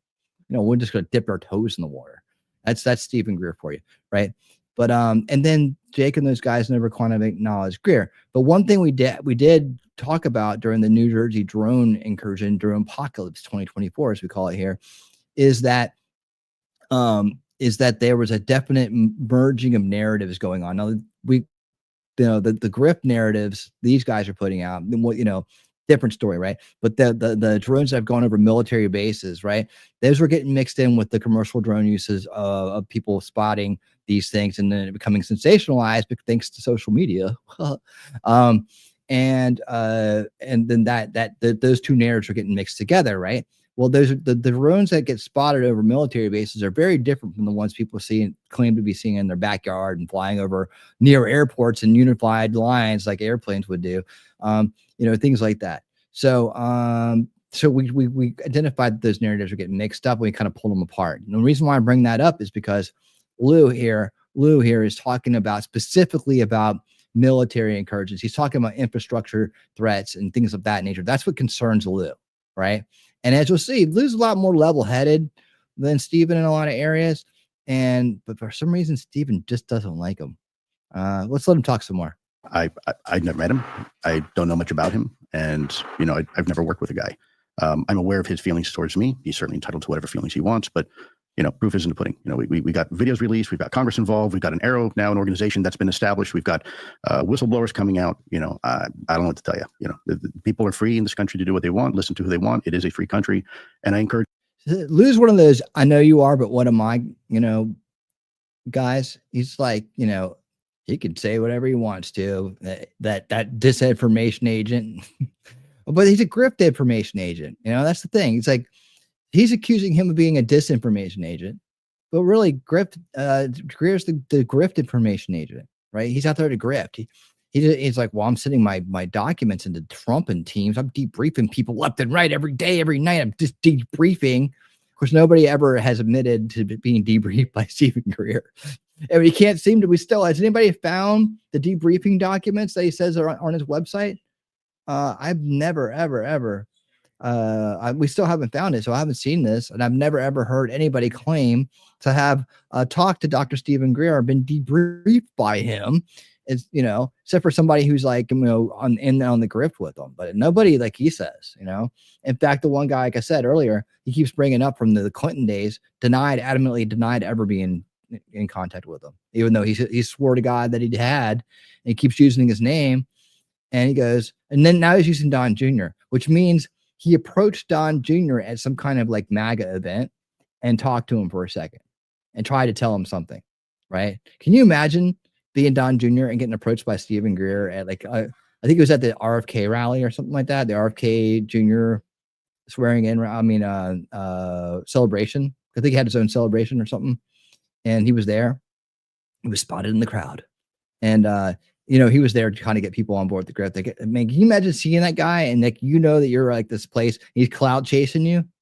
He's like, oh, I gotta get next to Don Jr. Don Jr. You gotta tell your dad to look out for this shit. Like, you're crazy, dude. Secret Service. But yeah, can you imagine what has Don Jr. come out and said anything about him? No. Encourage people to get all sides of the narrative. I will never tell anybody, don't talk to somebody. Go ahead. You want to be my guest. Yeah, you see, that's the part for me where, as a viewer, you sit there, me or anybody else that's watching this, you're like, oh shit, who the hell do I believe? Do I believe the free market, private, somebody doing independent work? Do I trust the government that for many years they've lied to me? And you don't believe anybody. You believe the data. This is the problem. When anybody gets up there and says, believe only me, little base. That's a problem. You don't hear me saying that. I agree. I agree. What I think, it doesn't matter what Lou Elizondo thinks. What matters is what you think. Here's the data. My job is simple. Here's the data. Right. You figure it out yourself what it means to you. I'm not going to sit here and tell you weave some little narrative about, history. Look, here's the bottom line. You can analyze it yourself. There it is. You figure it out. Right. So these are the facts behind it. X, Y, Z. Here's the videos. Here's FLIR footage. Here's the telemetry. Here's the study. The analysis has been done. Here's the radar returns. Here's the eyewitnesses. What else you want? That's up to you at that point. That's the problem I have with a lot of people out there who prescribe narratives, right? Like, oh, this person's a disinformation agent. Do you even know what that means? Have you ever held a security clearance? You've never been in any meetings I've been in, So this is my trouble I have with people. And this is why when people ask me my opinion, I don't really like to share it because I've learned one thing in the intelligence community. You can be absolutely sure of something and still be absolutely wrong. And that's important because that's a base take, man. You gotta admire Lou for saying, you know what? I could be completely wrong about all this shit. So what he's saying is he just like to lay out the evidence and not analyze it. And that too leads people to their own conclusions though, in some way. In some way you can, it's really good. It's like putting together a bunch of pictures to get things, to get people to believe something or take something a certain way. Like it's just juxtaposing different material, right? But I mean, I have heard him kind of talk about things in such a way that it would be crafting kind of a narrative, right? But we're going to listen to more of this interview because I want to get to know this guy better, right? I want to see, does this base take he's giving us right here stand up, or does he eventually swerve back in with a narrative? And does he have besides that book sitting on the table and getting on to Patrick Bet Davis's very popular podcast, is there a grift behind this? And does he fall into the grift community, or is he a well-meaning guy who's just been misled by some swerves, or does he really have some real stuff? Let's find out. Know my own limitations. I'm the first person to say, Lou, what do you think about this? You know what? Doesn't matter what I think. What matters is what you think. Here's the data. And then you figure out what this means to you, because this topic is a lot more like, people's probably like, oh, the military industrial complex. And they're trying to look, I don't want it a general. Is that what it is? Feel about this hold on. We got some information coming here. Breaking news. I'll rewind that for a second. We got to look at this real quick. Hang on. All right. What is going on here? I'm not signing up for. Is that what's going on, Heidi? You have to sign up for an account with an email to see the full list of debriefing PDFs, screenshots of the archive search. Oh, okay. There you are. All right. And let's see here. Welcome. Okay, there's a welcome screen. Archive testimony. Disclosure project executive summary. What are the dates on these things? Hold on. We're just doing a little investigation here, folks. You're part of the investigation, by the way. And thank you for being here. And thank you for being part of the solution. Please feel free to hit the base button. That's the one with the thumb going up. If you're based and you are awesome, that's what you do. And make sure you're subscribed and ring that bell. Let's see. I'm trying to read these. I can't really read them right now. Disclosure project executive summary. This looks like just disclosure project stuff. This is disclosure project archive. So what you want is the executive briefing, like it said on the search for the one that said before I do something stupid here. All right. Search for the one that said the disclosure project briefing document. Okay. Well, yeah. Executive branch in Congress. Yeah. I think he's full of shit. I don't think he has it out there. I think it's just another grift. But I mean, I'm sure he wants to get paid for it. So it has to be somewhere. Being objective can be difficult. And these guys wouldn't know it if they were fed fake. They wouldn't know if they were fed fake info. That's true. And we saw that with the mayors in New Jersey, right? They were fed fake info the entire run, and they kept going on TV and just repeating it. Literally, the one guy was saying that they were looking for they were sniffing for radioactive material, right? That could easily in an amount that would be impossible with a drone, and there was no ground team looking for it either. But literally, as he's saying it, it's getting debunked that it was just a CAT scan machine, some radioactive material in a CAT scan machine. The CAT scan machine itself was going to a legitimate place, and it just was the package was misplaced. They found it, and so like he's out there going, "This is what it is." I heard other people saying they're inside sources at the Department of Defense were telling them that they were sniffing for missing nukes or radioactive material. None of it made sense. None of it came to fruition. We never had any evidence that any of that was true, but it sure did capture the narrative for about 2 days, right? So did the drone ship off of Iran. That's another one. I mean, our Iranian drone ship off the coast, right? That's supposedly the mothership, right? The other New Jersey guy came out spouting. So all these danger. Will Robinson reports about nuclear material and imminent threats and shit like that. Was normalizing or priming people for the executive orders or the executive legislation, not executive, congressional legislation that was about to come out from Chuck Schumer. And so that's when they went there going, we need to pass it. We need to get these intrusion devices up and running so that we can tell what these drones are, because we just don't know.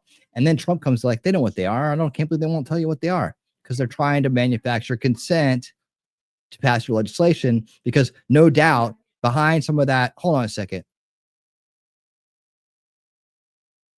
Behind some of that was maybe some USAID money. This is before they knew that they were getting ready to get busted. So they could have been priming the pump for some of that shit going on. I don't know, or another department where they were going to funnel money or launder money back to Chucky and the gang for corrupt establishment elections or more corrupt judges or DAs or whatever. It could have been a money laundering operation from the ground up. just to say, okay, well, now the people are freaking out over Christmas drones, right? And so let's get some of these low-level jerk-offs out there to repeat what we tell them to say, and we'll believe we're telling them the truth, right? That's why all those guys in New Jersey went to that meeting, and they came out going, they didn't tell us shit, right? They didn't tell us nothing. And then they picked the jerk-offs in the room. Oh, this guy's got a big mouth. Let's get him in there. Look, I got a secret to tell you. I want to tell you a secret because you're special. All right. Here's a secret. We're looking for nuclear material. Don't tell nobody now. All right. 10 minutes later, he's on with I'm the mayor and I'm on the news and I've got an election coming up and I care about the people. So I'm here to tell you the inside scoop. I've got direct access to the information you need. So you need to vote for me and listen to me now. Right. So it's just a big game. It's just so stupid. Yet what came out of it? Nothing. What did I say would come out of it at the time? Nothing. But exactly what we predicted, well, which we knew was coming, the legislation, which Rand Paul got in there. It's like, come on, he said, you're not taking my privacy, damn it. Anyways, Richard Doherty was known to have given disinformation into the UFO groups to discredit real experiencers. Who's the real experiencers? I've yet to meet one. That, just the acceptance of real experience in any of these areas opens up the door for people like this and Greer and others just to be like, yep, everything we're saying was true. Like, the idea that they come all this way to do silly shit is just ridiculous, man. We go all the way to other planets to not do silly shit. Like, why would some race that was more intelligent than us and had more technology come here to do silly shit? I'm going to dance around in my little craft. I'm going to go this way and I'm going to go that way really fast. And I'm going to go up and down. Hey guys, let's make a circle. It's like, really, you come here to do aerial acrobatics. That's what you come here to do. And then you're going to abduct people like Stephen Greer, and make them your go-to guy. You guys are very intelligent and they're getting shot down with EMPs twice a year. You keep going the same spot. They keep shooting you down in the same spot. We got 180 shoot downs now. That means that we have 180 alien craft, which means that we probably got 180 aliens somewhere or more, right? We're supposed to believe all that shit, all that stuff. Yeah. I love listening to people who say they've had real experiences. I love listening to their stories. I love to break them down and see exactly where it kind of goes sideways. Cause I've never heard an experience that hasn't gone sideways in the explanation at some point or another, some fallacy. Even the smartest man in the world, that 200 IQ guy I'm telling you guys about, his UFO experience doesn't make any sense. So we're going to get to some more of that stuff that doesn't make any sense, like three-length football field things underwater going past the speed of sound. I mean, when's the last time you saw something that was 3 football lengths long, like going this way, like going left to right, right? Not a tower like you're downtown, New York City or whatever, like left to right. Can you see that and within a field of view? What does that look like? I mean, at a mountain range, like miles and miles away, yeah. You could see something like that. Well, could you tell what it was? It's like, these are the little things that you can pick apart arguments by using details and logic. And just really what it is, it's not even being obtruse to what they're saying. It's if that's even the right use of that word. It's just about questioning to the void. That's root cause analysis. So you always want to question the void. You can ask as many questions as you need to. Doesn't matter how they take the questions, right? But you need to have the answers in order to form the final thought on it, right? It's like, I can't just take this story when it's missing all these details and decide that it's true or not, right? And it's credible or base an entire belief system off of it because all of these details are missing. So questioning to the void is the key. All right, let's keep going because I'll talk all night. You guys know I will. Here we go. Where's my thing? All right, come on, Lou. If it's a national security issue, great. If you're going to tell me how we're going to stop these things from interfering with our nukes or how to stop them from coming over sensitive military installations, that's his thing. Right. But this conversation is much bigger. It's a conversation that involves both the psychology and the sociology and the theology and the philosophy of human beings. And maybe this conversation is better off talking to your priest or your imam or your rabbi, right? Or maybe your family around the table. I don't want some 2, 3, or 3-star general telling me what I should think about this. Right? Heavy. This is why I think transparency. Why would you need to be that long? Who's a 2, 3-star general? No, I mean, I'm just being what I'm doing. See, I love that's a good way to come back. And all I gotta say, Patrick Bet Davis, I like the guy. But if you're gonna be this dude that's out there trying to be like, I'm the one questioning it and I'm looking into all these things, you need to hit hard, baby. You hit kind of soft. You kind of hit like a girl. You need to hit hard. you need to really pound, boom, boom, boom, boom, boom. But I guess if you did, these people wouldn't come on your show because then it wouldn't be an easy interview. And you could still be super cool to them and be like, okay, I'm giving you every chance in the world to prove it, but I'm going to poke holes in this the entire time. So if you want to come on and get 10 million views from my podcast, how many did this one get? This is a video. Let's see how many. No. Oh, only 250,000 views. Is that it? Oh, Jesus. I'll give you a thumbs up though. Only 250,000 views. Oh man, that's horrible. Right? I wish I could. I haven't had that since my Mike Tyson, Alex Jones video, and that got taken down a year and a half later. But anyways, I think it's pretty much done. I'm kind of giving you a hypothetical, right? That there's someone in the Pentagon and the government say, well, people say, well, how should we feel about this? Don't ask that question. That's sacred.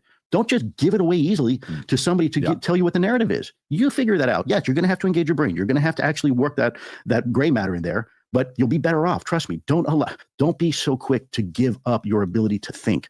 And that's my concern. By the way, this is not directed towards you. This is my argument when people ask me my opinion. As tempting as it is to tell you my opinion, of course I have an opinion. But at the end of the day, it doesn't really matter, does it? What matters is what does the facts say?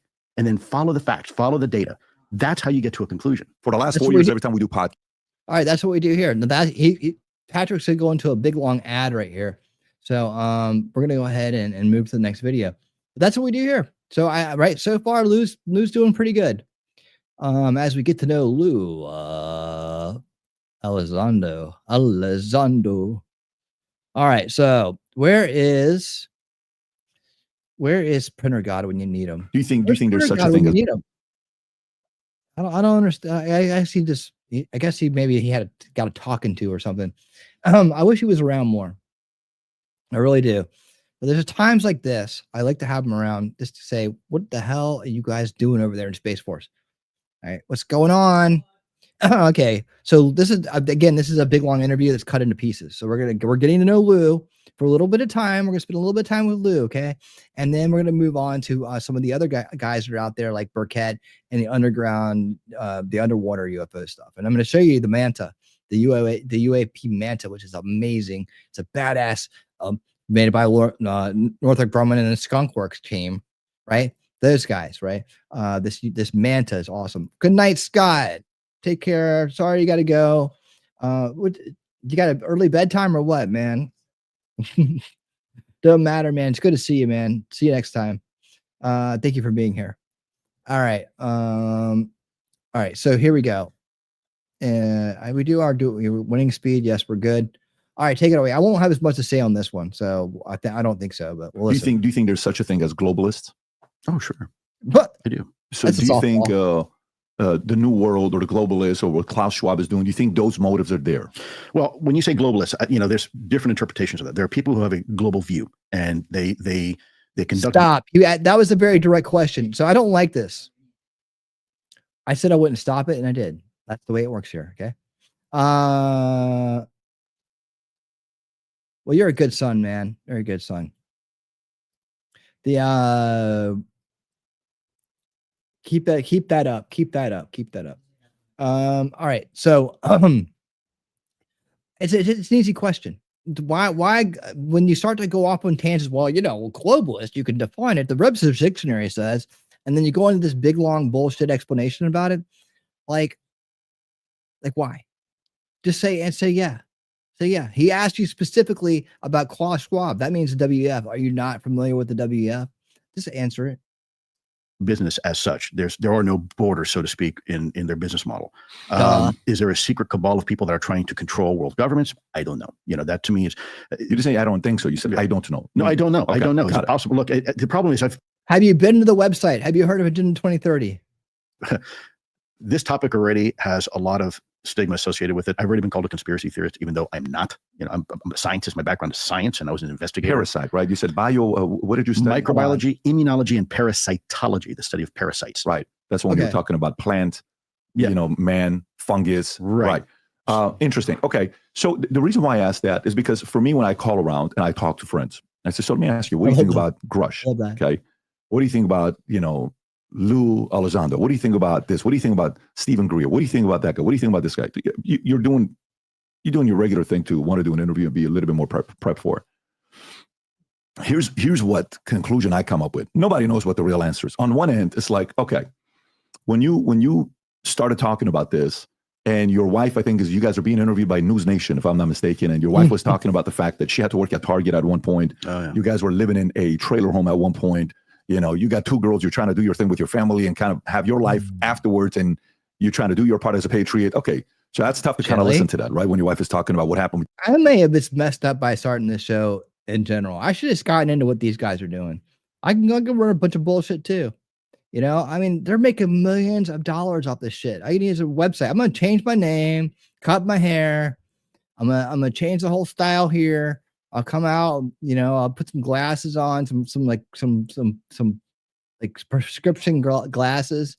You know, maybe I'll get an earring. I don't know. I'll do something, and I'm gonna come back out and be one of these guys, like, because they're making all the money.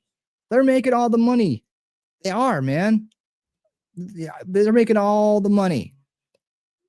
You know, sort of like, we were living in a trailer, we got kids, we got all this shit. Stephen Greer's like, well, I had medical bills coming out of my ass, I had kids on the way, and I married some hippie girl, and you know, all this shit, right? And they're all poor as fuck, and now they're like living large. I got time to write all kinds of books. I just sit by the pool and do it. The kids, oh yeah, they're fine. They all got cars, they got all the clothes they want, they're off to college. That shit's all paid for, man. I got a big ass house.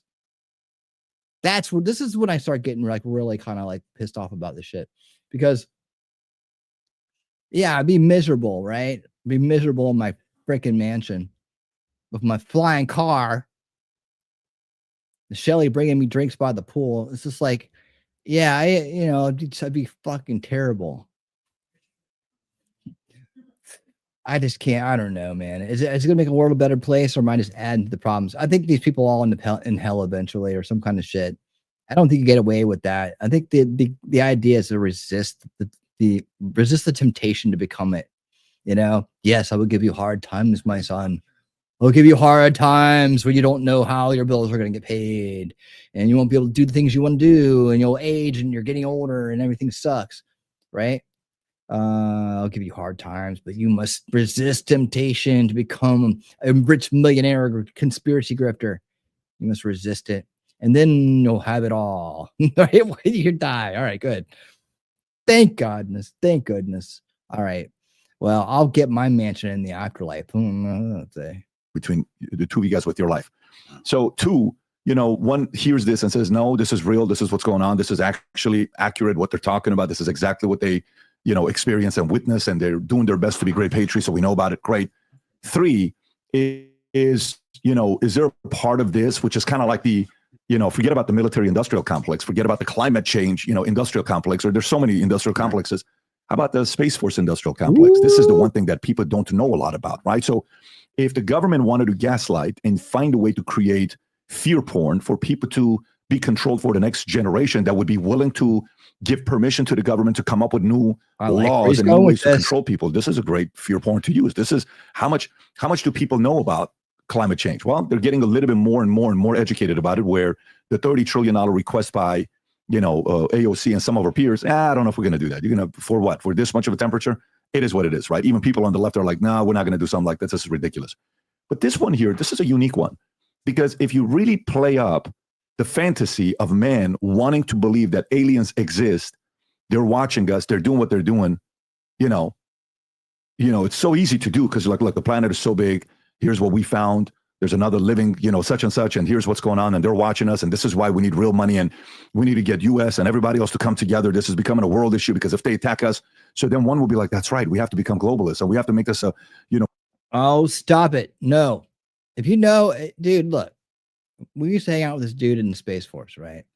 And I won't say his name, but maybe if I don't say his name, we'll come back and hang out one day. I loved it because you had somebody there that was actually doing it. He laughs his ass off at these people. Dude, he's a smart ass too. He loves being a smart ass, you know. But he laughs so hard at these people. And he really explained what hold on.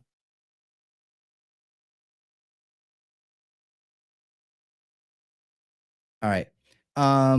he explained what Space Force really does, like it's really about satellites and satellite integrity and communications integrity and things like that, right? Managing things like that and setting up the infrastructure for space in such a way, right? And all this whole thing about weaponizing space, like there's so much logistical things that go on with it at this point in history that it's not even close to that, and there's so little we can do, but it really has to do with more about like the traffic, maintaining the integrity of communications and satellites, understanding what's going on out there, because there could be like people that would attack your satellites, right? So we got to have to our space has to be protected, and that's really the majority of what they do, right? And that just from the inside, I'm telling you, that's what it is. Nothing about having to be globalist and bullshit. We don't need globalists. We got Elon. We got we got our own Space Force. We don't need to be globalist about nothing. Right.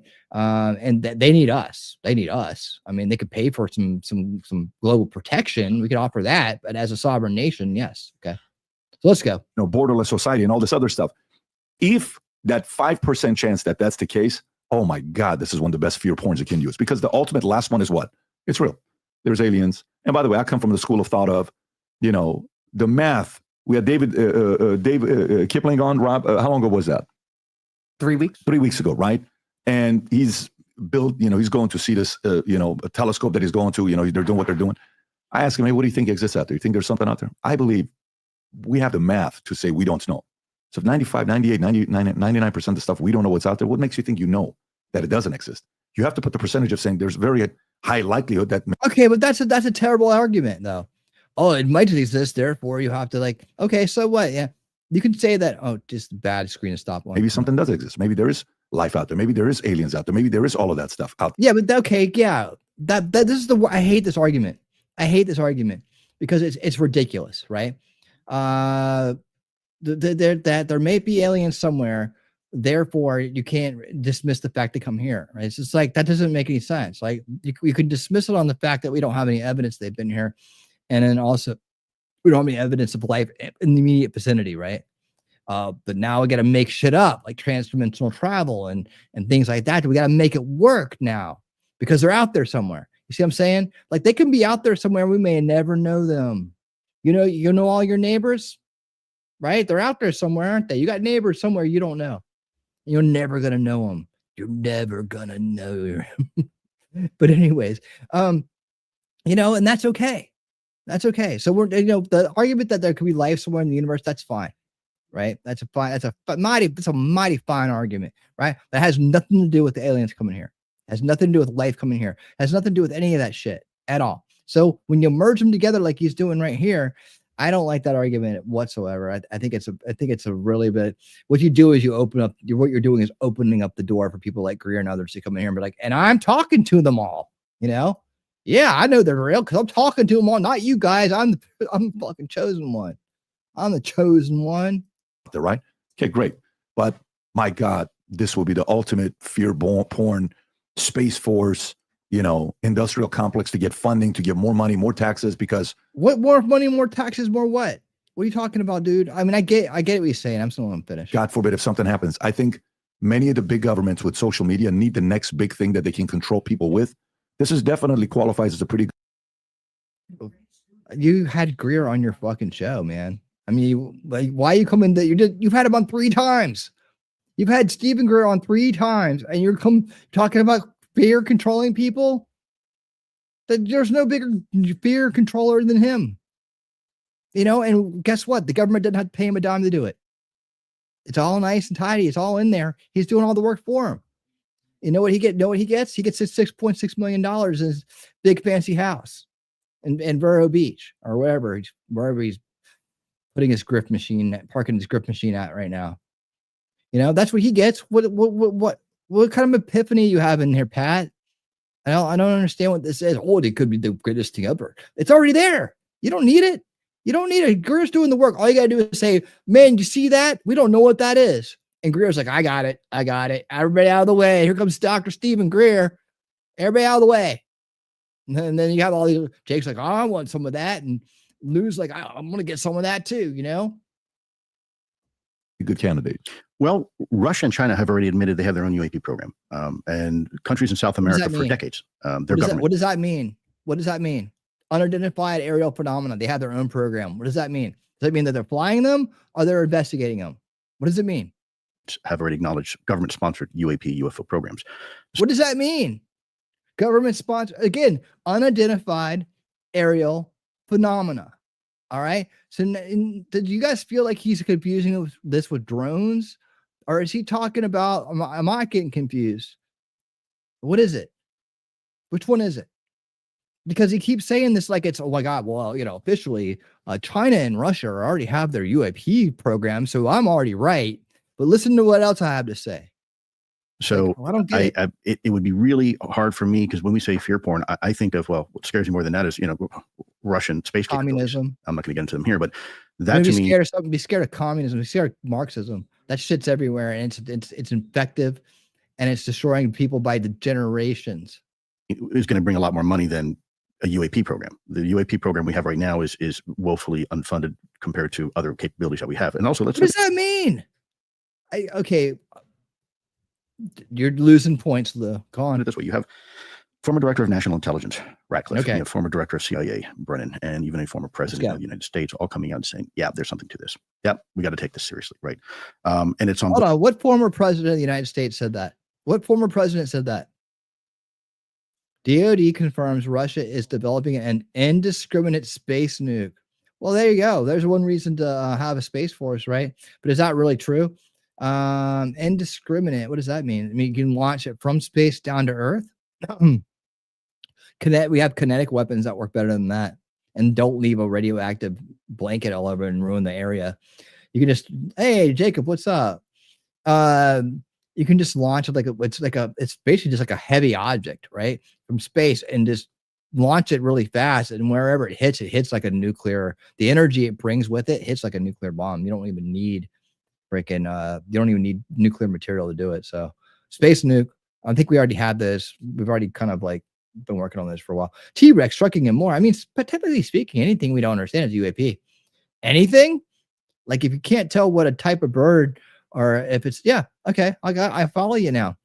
Yeah, if it's unidentified and it's in the air and it's a phenomena, then it's a UAP.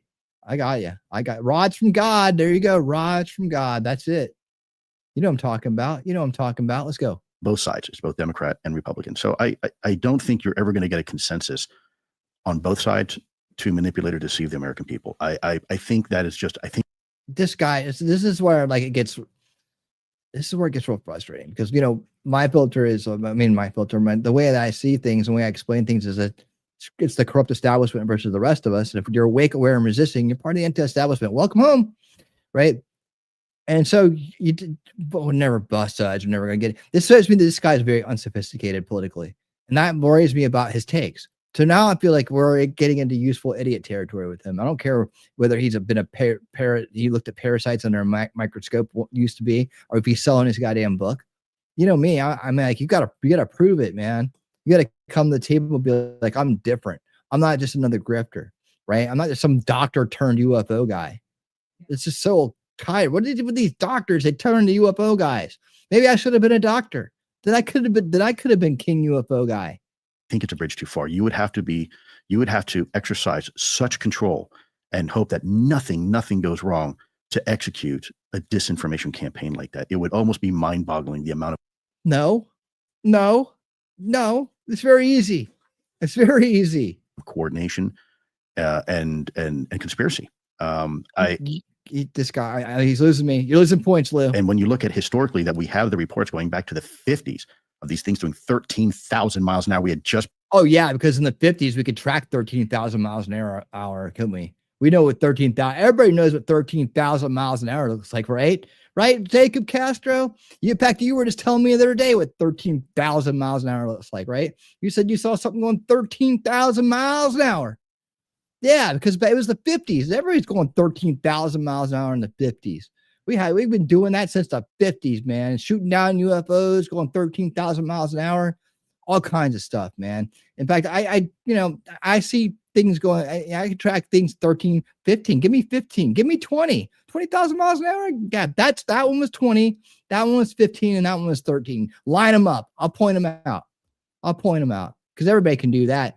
and shoot, just fly them straight above my head. I'll tell you how high up in the air they are too. The Mach 1 speed of sound, these things are doing 13,000 miles an hour in low Earth atmosphere on radar, multiple radars tracks. We see it. That means we started this campaign, 60, 70 years ago?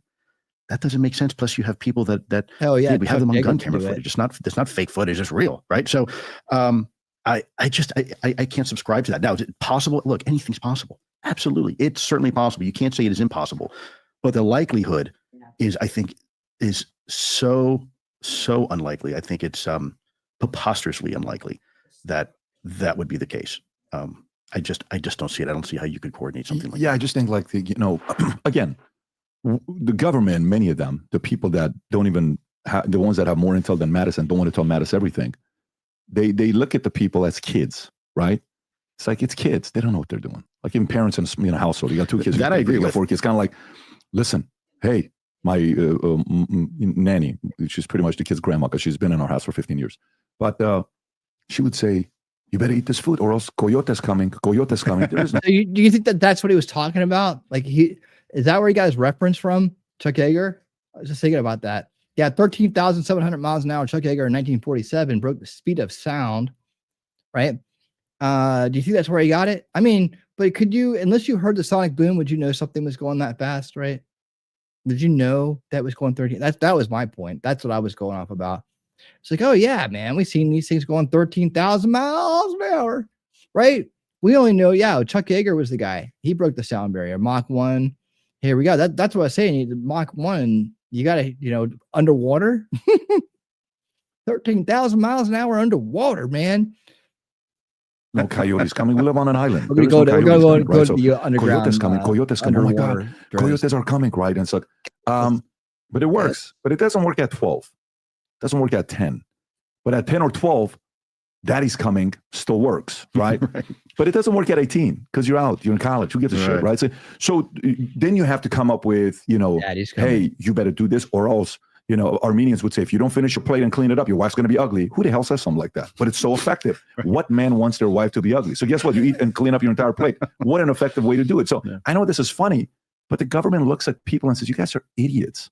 You guys are so dumb and naive. It's so easy to control you guys. So this is the problem I have. Exactly what you're saying. That's exactly what this is the issue with this, not just this topic. Anything. And so do people like so conspiracy grifters. Ain't just the government, Pat. It's conspiracy grifters too. They're looking at people saying they're stupid too. And that's the problem I got with it. They think you're stupid. Else where somebody in government is making a unilateral decision not to inform the American people because they can't be trusted or because they can't handle the truth or any nonsense like that. That's the nail on the head. That is what drives me to do what I'm doing because of that type of behavior by certain people in our government. Right. And by the way, it's not everybody. There's a lot of really good patriots in there, men and women in uniform that have literally in some cases died for this nation. So I don't want to, with a broad stroke, paint everybody the same color on the palette. But we've got a problem, and we can see it all the time. Look, there was this one congressperson there who had $500 million in gold from corruption that he's been sucking away for how many years, and they've been trying to go after him over and over and over again. I mean, we've got a problem, and for me, is this the reason why they get away with it? Because our government is so successful, our country, and it's so rich that a couple corrupt people can be corrupt, and the system does. I feel like Lou doesn't get out much or something. I don't know. He seems to be lacking a lot of information. Doesn't get affected that much because there's so much wealth. The problem is when more and more and more people do it, you reach a critical mass. And then now the plane is too heavy to fly. Then you start coming down in altitude and eventually you hit the ground. So your point that you're making right now is exactly what drives me. This is exactly why I do what I do. Yeah, but there's a part of it you have to ask more questions. Right? Are the people naive? It's so damn easy. Anybody say, because it's so damn easy. Ha ha. Yeah, we used to live in a trailer park. We had bills. Now we don't. It's so damn easy. This is what drives me to do it. Okay, my mouse is doing that stupid thing again. All right, that's what drives him to do it. I believe him. Are they dumb? Can they handle it? Can they not handle it? You got to ask both sides, right? Because sometimes with kids, can the kids handle everything? Should they know everything? My dad used to say, don't argue in front of the kids because kids shouldn't worry about the future at 8 years old, 6 years old. And, my mom and dad would argue. And it's like, no, we have to argue privately, not publicly, right? Some of the things I can see that they need to be doing their day-to-day stuff because if they worry too much, they may not go in and get things done. But I also don't think that keeping stuff away from a Mattis or a president and all that stuff. For the last 4 years, every time we do podcasts, I have to ask Rob. All right, stop. Okay, stop. All right, so that's the other one. Patrick likes to use the last 11 minutes or the last, how many is this? The last 3 minutes of his videos to push his AI site, which is actually really good. It's a lot like grounded news. It's a lot like ground news. So, yeah. So that's the end of that. Okay. That's the second one. Where are we at on time? We're coming up on 2 hours. All right. Boy, these guys, man. These guys and their things and stuff. It's the lighting wasn't so bad in here. Let's see, all right. Oh my God, Jack. All right, so what else we got next here? Did that one, Space Force, the symbolic target. Oh, these are quick, these are shorter. If I can do this better, if I don't talk. I don't know what these roll. And what some of your beliefs are. Careful. Yes. I want to see what you're going to say. 9/11. What do you think happened with 9/11? Well, people will say it was a terrorist attack, but the real failure was our fault. We had information within the CIA, and information with the FBI, and information within the DoD, and we weren't sharing it with one another. 9/11 happened because But then we passed the Patriot Act, and everything got better, right? Everything got better. In fact, J. Michael Waller and Kash Patel both said they're supposed to not be sharing information for a reason, right? They're supposed to be separated for some reasons or another. In fact, we've heard that in both books. So he's like, well, we weren't sharing information. Well, maybe we shouldn't have been proxy warring with the neocons over in the Middle East, and we wouldn't have gotten the blowback, as Ron Paul would point out. It was blowback that caused that to happen. Blowback from being over there, kicking their dogs around. And, that if you want to go somewhere with that, that's where I didn't know where he was going to go with that statement. But don't sure as hell say it was because of the intelligence agencies weren't all hooked into a hive mind of Big Brother. Jesus Christ, dude. I thought you were out there to look out for the little guy. What the hell? we didn't do our job. We had enough information potentially to stop those attacks. And because of the proverbial rice bowls, if you will, these little fiefdoms within the government, no one wanted to share information with one another. A very good anybody back this take? Just let me know. Of mine, in Chris Mellon from the famous Mellon family, right? So Carnegie Mellon and Mellon Bank, Mellon University, right? Oh yeah, Rodney Dangerfield, Back to School. I love that movie. He incredible intellect. You should have him on your show. He's incredibly brilliant. He worked on a senior staffer in the Senate, then became a senior intelligence official for the Department of Defense. Yeah, Mellonhead. He said the reason why we won the Cold War wasn't because we kept better secrets. Okay, Russians did that. We knew how to move information around more efficiently and faster. Let's go. So it wasn't that we kept information more classified. We knew how to use it and get it to the right people to do something with it. And 9/11 happened because we forgot that. We forgot. We started getting back into our ways of, this is my information and I'm going to keep it to myself and need to know. And this is why there was a pendulum swing the opposite right after 9/11 from need to know with responsibility to provide. And unfortunately, that pendulum swing so far that allowed, unfortunately, people like Snowden and Manning, Private Manning, to leak classified information because it made it too easy, right? So then now the pendulum kind of swings back towards the middle. Now it's just need to know with responsibility to provide. And it's kind of this, you have to balance both out. But that was right after 9/11. So I think what happened with 9/11 is that we failed as a government to work with one another. Okay. I don't know that we have to hear this from him. Kill to protect secrets? Are you a whistleblower? I don't know, man. I don't know. I kind of want to move on. What time we got? 55? What are these two things here? I don't want to move on. Let's do this. Did I pull it up here? Okay. Yeah. All right, cool. All right, hold on.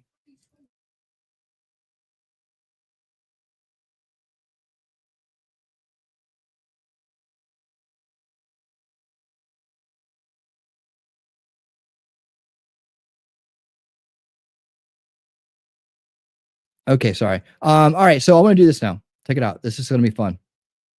Hopefully this won't take up too much time. All right, so check it out.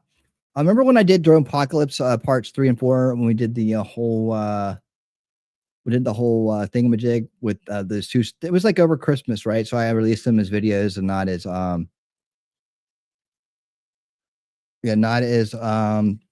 as lives. So this is a new AI called Notebook LM. Pretty cool, right? And so what it lets you do is it lets you use sources, right? And you add it in here, and then it goes through the source. So you can use YouTube videos, but it doesn't seem to like live videos, which just makes me sad. But it does seem to like regular videos. So I might be able to use this in different ways, right? It's a way to, I was thinking that I could combine all of my takes and maybe put them together, right? So I'll put these two here to see how much information you can get out of it. And in that, you can get like notes, you can get like, things like this. It's like, some of the key terms, right? So this is like just notes, right? And so it says about the series, from my channel. Talks about mind control and psychological operations, economic occurrences achieved by controlling narratives and belief systems, often through mainstream media. Right? Drone technology. The series addresses the uses of drone technology in warfare and unreported intelligence incursions, and also, as well as dispelling sensationalized claims about orbs and the sky being alien phenomena. Whistleblower accounts: a Marine in Indonesia in 2009 alleged encounters a 300-foot octagon disc after an earthquake and tsunami, along with America. So it does all this stuff, entangled parts of the universe, according to Greer. Interstellar travel involves going through an entangled aspect of the universe and creating gravitational waves to bend space-time. And doctors know these things, guys. Project Bluebeam. I mean, just everything that's mentioned in here is in this like kind of rundown, right? The kind of like FAQ section, right? You go back over here, and you got a bunch of other things like some narrative, kind of goes through. Did I just do that? Okay, no. Grift, get key concepts and analysis techniques, right? So it does some really cool stuff in here. And another cool thing it does, after giving you a rundown of what its take on it is, right, is it gives you this podcast, and you can even put it on winning speed like this. So let's take a listen to hear what these podcasts thinks of my takes on things and this interview. All right, so welcome to the deep dive. We got some pretty wild videos that listeners sent us, and they're all about Dr. Stephen Greer. Dr. Greer. And this whole idea of like a rogue military group that has alien technology. Familiar with this guy? Oh yeah, Dr. Greer's he's like a major figure in ufology. He leads this thing called the Disclosure Project. All right. Which is all about like exposing these supposed government cover-ups of, aliens and stuff. Yeah, they're like full disclosure. I actually didn't know this. He was an ER doctor before all this UFO stuff. Yeah, it's a pretty interesting background, right? It makes you wonder how he went from ER to like leading the charge on alien disclosure. So these videos we got, they're from a YouTube channel called Winning Reality. Okay. And they're breaking down this recent interview of Dr. Greer. The weird thing is the interview is with Dana Carvey and David Spade. Oh wow, those guys you wouldn't really associate them with. I know, right? Like comedians. Yeah, investigative journalism or anything like that. But it makes you think, right? Like, how is he tailoring his message for the more mainstream audience? Yeah, like is he playing it straight or is he leaning into the kind of the comedic aspect of it? It's a good question. Yeah. So, and that's kind of what we're here to. You can listen to this whole thing, right? But you can also click this right here. Check this out. So now I'm in interactive mode. Oh shit. Hold on a second. Let me fix this. Back. Sorry. Interactive mode. Okay. Allow what I'm doing. Okay. Here we go. So, there he is. Okay. There it is. So check it out. So what you can do here is once it's all loaded up, the same thing's going to happen, right? But, oh, stop it. Stop it. Get my finger on the trigger here in case something happens. Oh, come on. Okay. Well, I'm going to go back and then I'm going to go forward. I'm going to have to reload it. This is new. It's in beta. Or it's in beta. But anyways, you can go in here and you can literally stop them while they're talking and ask them questions about the podcast. Okay. It's not letting me do it right now. So let me do this. I'll try one more time and then we're going to move on. I don't want to waste too much of our time on this. But here we go. All right. Let's just do this. Let's load it. And let's go to interactive mode. Interactive mode. There we go. Everybody loves interactive mode. If you don't let me do it this time, I'm out of here. Okay. So it's not gonna let me do it, but in interactive mode, you can literally talk to it. And anyways, they say right? Like comedians. Yeah, investigative Okay, so this group, right? He claims they're working from like deep underground bases. They've supposedly downed and I like believe 122 extraterrestrial I vehicles. believe I can share this out. So, anyways, I don't want to waste our time because we got an hour and I still got more stuff to do. It's all called a waste of time, right? I'm gonna call it like Vehicles. Oh, wow. They've got this thing called like There we go. 0 point energy, 0 point energy. and they're responsible for I wish I could come on, just let me talk. I want to talk. See, like I asked it, like, what is 0 point energy? And then we'll start trying to have to look it up, explain it, and they'll do all that stuff. So I don't know why it's not letting me do it tonight. All right. So, anyways, maybe I'll get it working and I'll come back another time when we can actually interact with it. Okay. That's kind of what I wanted to do with you guys with this. Oh, I know, Andrew, that 0 point energy. It means it just comes out of the 0 points. 0 points. So, anyways, I wanted to be able to interact with it and crack you guys up with some stuff.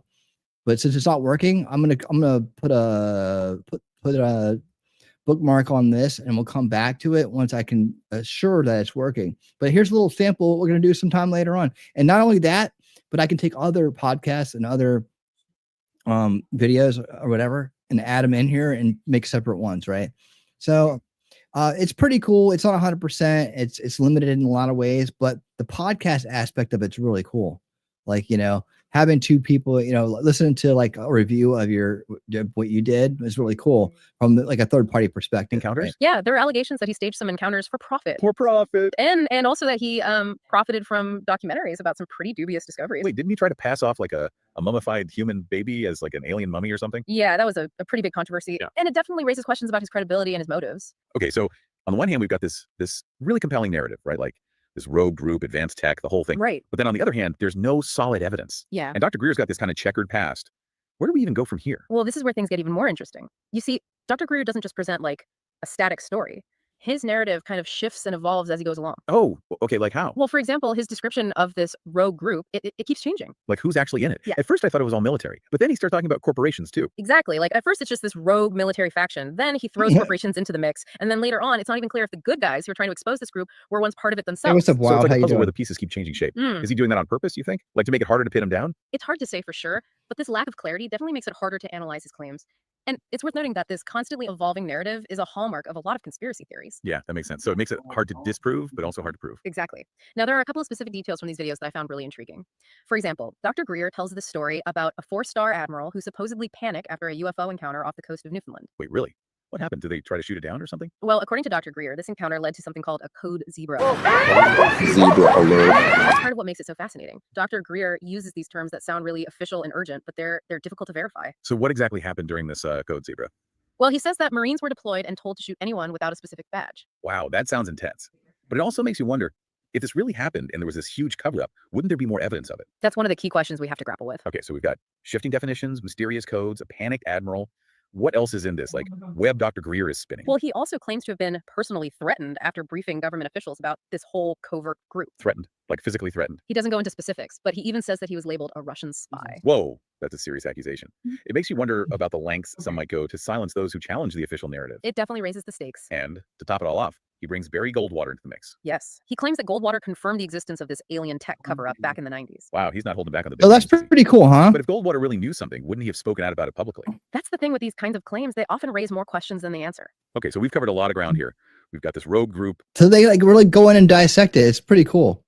And like I said, when I get this working, we can really interact with it and have some fun. We can stop it and ask it. You guys can ask it the questions and I'll type it in or I'll speak it in or whatever. Okay. So anyways, I'm going to cut it there so we can have more fun with it later on. All right. So let's move it along here and we're going to introduce some new characters to the mix here. Like I said, not a lot of Greer tonight. He's just kind of like on the fringe. We don't have to hear his voice, which is always nice. Anybody find the missing documents yet? The missing briefing, the one that he promised we could get our hands on? No worries. That we did one earlier. One happened earlier, I mean. And so that was just a little call out, shout out to Zebra Alert. All right, so let me go ahead and pull up this next video. Now, here's some new characters, guys. New characters, new faces, new things. Let's keep the party going. Let's party all night. I'm done with Lou for now. I'll keep an eye out for his entire take. Like, I think that he's just basically, I gotta figure out how to put my finger on what he's trying to do. And this interview didn't do a good job of it in terms of, at least in the little bit that I saw, give me a good idea what he's up to. I know that he's more concerned with what the military aspect of it is, but I'm not sure what his angle is yet. I know that he's been on News Nation. He's part of the News Nation crew. I think he's probably the reason that Stephen Greer isn't part of the News Nation narrative. Like, one of the reasons they went with Lou instead of Stephen. I think they got a little rivalry going. I'd like to see them maybe fight it out on a pay-per-view boxing match. I definitely would pay to see that. I think that'd be a good match, actually. I really do. And so maybe we should arrange that, right? And but yeah, right now I need to check back in on Lou and figure out where he fits in on all this. I know that at some point right here, I know maybe this is the other one I wanted to see, but where is the guy, the one that started it all? This guy, David Grush. I think he's a Grush backer. Let's watch a little bit of this. All right. Maybe I'm checking out on him too soon. Let's go one more. I won't go all the way through probably. That the last few years, it's almost as if they want this information to be leaked. They want us to talk more about it. You're hearing, people getting up there doing hearings. Who was that one fellow that did the hearing and you never saw him again and he saw him and you didn't see him again? Dave Grush. Dave Grush, yeah. What are your thoughts on Dave Grush? He's absolutely an American hero. I know him personally. I worked with him. I had the privilege of working with him. He was part of the UAP task force. Stellar individual. And he is everything he says he is. And by the way, he knows a hell of a lot more, but he can't talk about it. People were giving him flack for saying, oh, it's all secondhand, thirdhand information. No, he's got some firsthand information, but he's not allowed to talk about it. The guy really, and they ran this guy through the ringer within 24 hours of him coming out and having this conversation with the American people and testifying before Congress. They tried to do what they did try to do to me. They tried to ruin his career and try to ruin his reputation by saying someone leaked some medical records about him and just really nasty stuff. And this is that part of the retribution that makes a lot of whistleblowers now that want to come forward, not want to come forward. And this is why Congress is pushing so hard now for new legislation to protect people so they can come forward and have these protected conversations without worrying about somebody in Uncle Sam doing something nasty to them. What's the worst thing they can do to you? Nasty business, y'all. Nasty business. Probably don't want to go there. They can do a lot. Well, aside from the ultimate, but what's the worst thing they can do to you? Well, that's pretty bad, right? I mean, that's I can tell you for point blank that I was explaining that some of the tactics and techniques to keep people quiet is to remind them what happened to the Rosenbergs. Rosenberg, the government can't kill you to protect a secret. Oh, absolutely it can. I mean, go to Area 51 and look at the signs on the chain link fence that says lethal force authorized if you cross over this line. So yeah, they do have that authority to do things like that, and people need to be aware of that. And when you're talking national security interests and issues, Julius Nethel, you got to pay attention to that. That's why I'm very, very careful with what I say. What happened with the Rosenbergs, especially his wife, was a tragedy. He was working for the Russians and selling secrets, but the wife was pretty much innocent. And there's a whole story behind that. Oh yeah, they didn't ask the business. Look, we haven't. If you want to know, when people say, "Well, the government's always honest," all I got to say is Pentagon Papers, Afghanistan withdrawal. Who says government's always honest? A lot of people think, "Oh, the government's not going to lie to you," and it's like, well, who really actually says that? I think the government has the lowest trust score since 1963, That's 62. Right. They're the That's lowest. it. That's right. The American people do not trust the government today. Right there, it's the lowest score. Yeah, that was since, all they said about Grush. Yeah, pre-Kennedy. All right, this is semantic arguments. All right, let's move on to the next thing. I'm done with that. I'm not impressed, but I am impressed a little bit. All right, so impressed meter is low, but there. Okay, it registered a little bit. My impression, a little bit. All right, so how do we want to do this here? Okay, so there's this guy named Vetted out there. I've not looked into him very much. We're gonna kind of like look at this together, right? But we got to talk about Tim Burchett. He's got all kinds of sensible talking. He talks slow, so he sounds like he's important. What's a 210? Okay. Comes out swinging. So he's gonna come out swinging about yeah, okay, cool. Let me get this on. Okay, good. Let me make sure everything's fine over here. Okay, cool. Here we go. All right, so I don't know much about this dude, but he's got 40K subscribers, and he seems like he's okay. I do have some questions about a few things, but I'll bring them up as we go. Let's check this dude out. And he is focusing on more about Burchett and this other guy, Bledsoe. Who, hold on a second.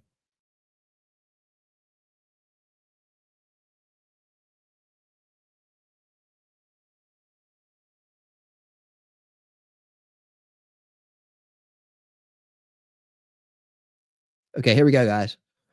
Talking there about things like CE5, where there are groups that do meditation and they draw the phenomenon they claim to be engaging with a non-human intelligence. Is that what's concerning you, that those kind of so-called CE5 events, which are allegedly attracting the phenomenon, engaging with a non-human intelligence, the risk you see as a CE5 events? This is like where he uses Greer's, he's talking about Greer, right? But he's not talking about Greer. Is that might be demonic? Might be demonic. It's just the power of suggestion. I have a friend that does some of this, and I've seen them just gradually drawn in to this type of belief.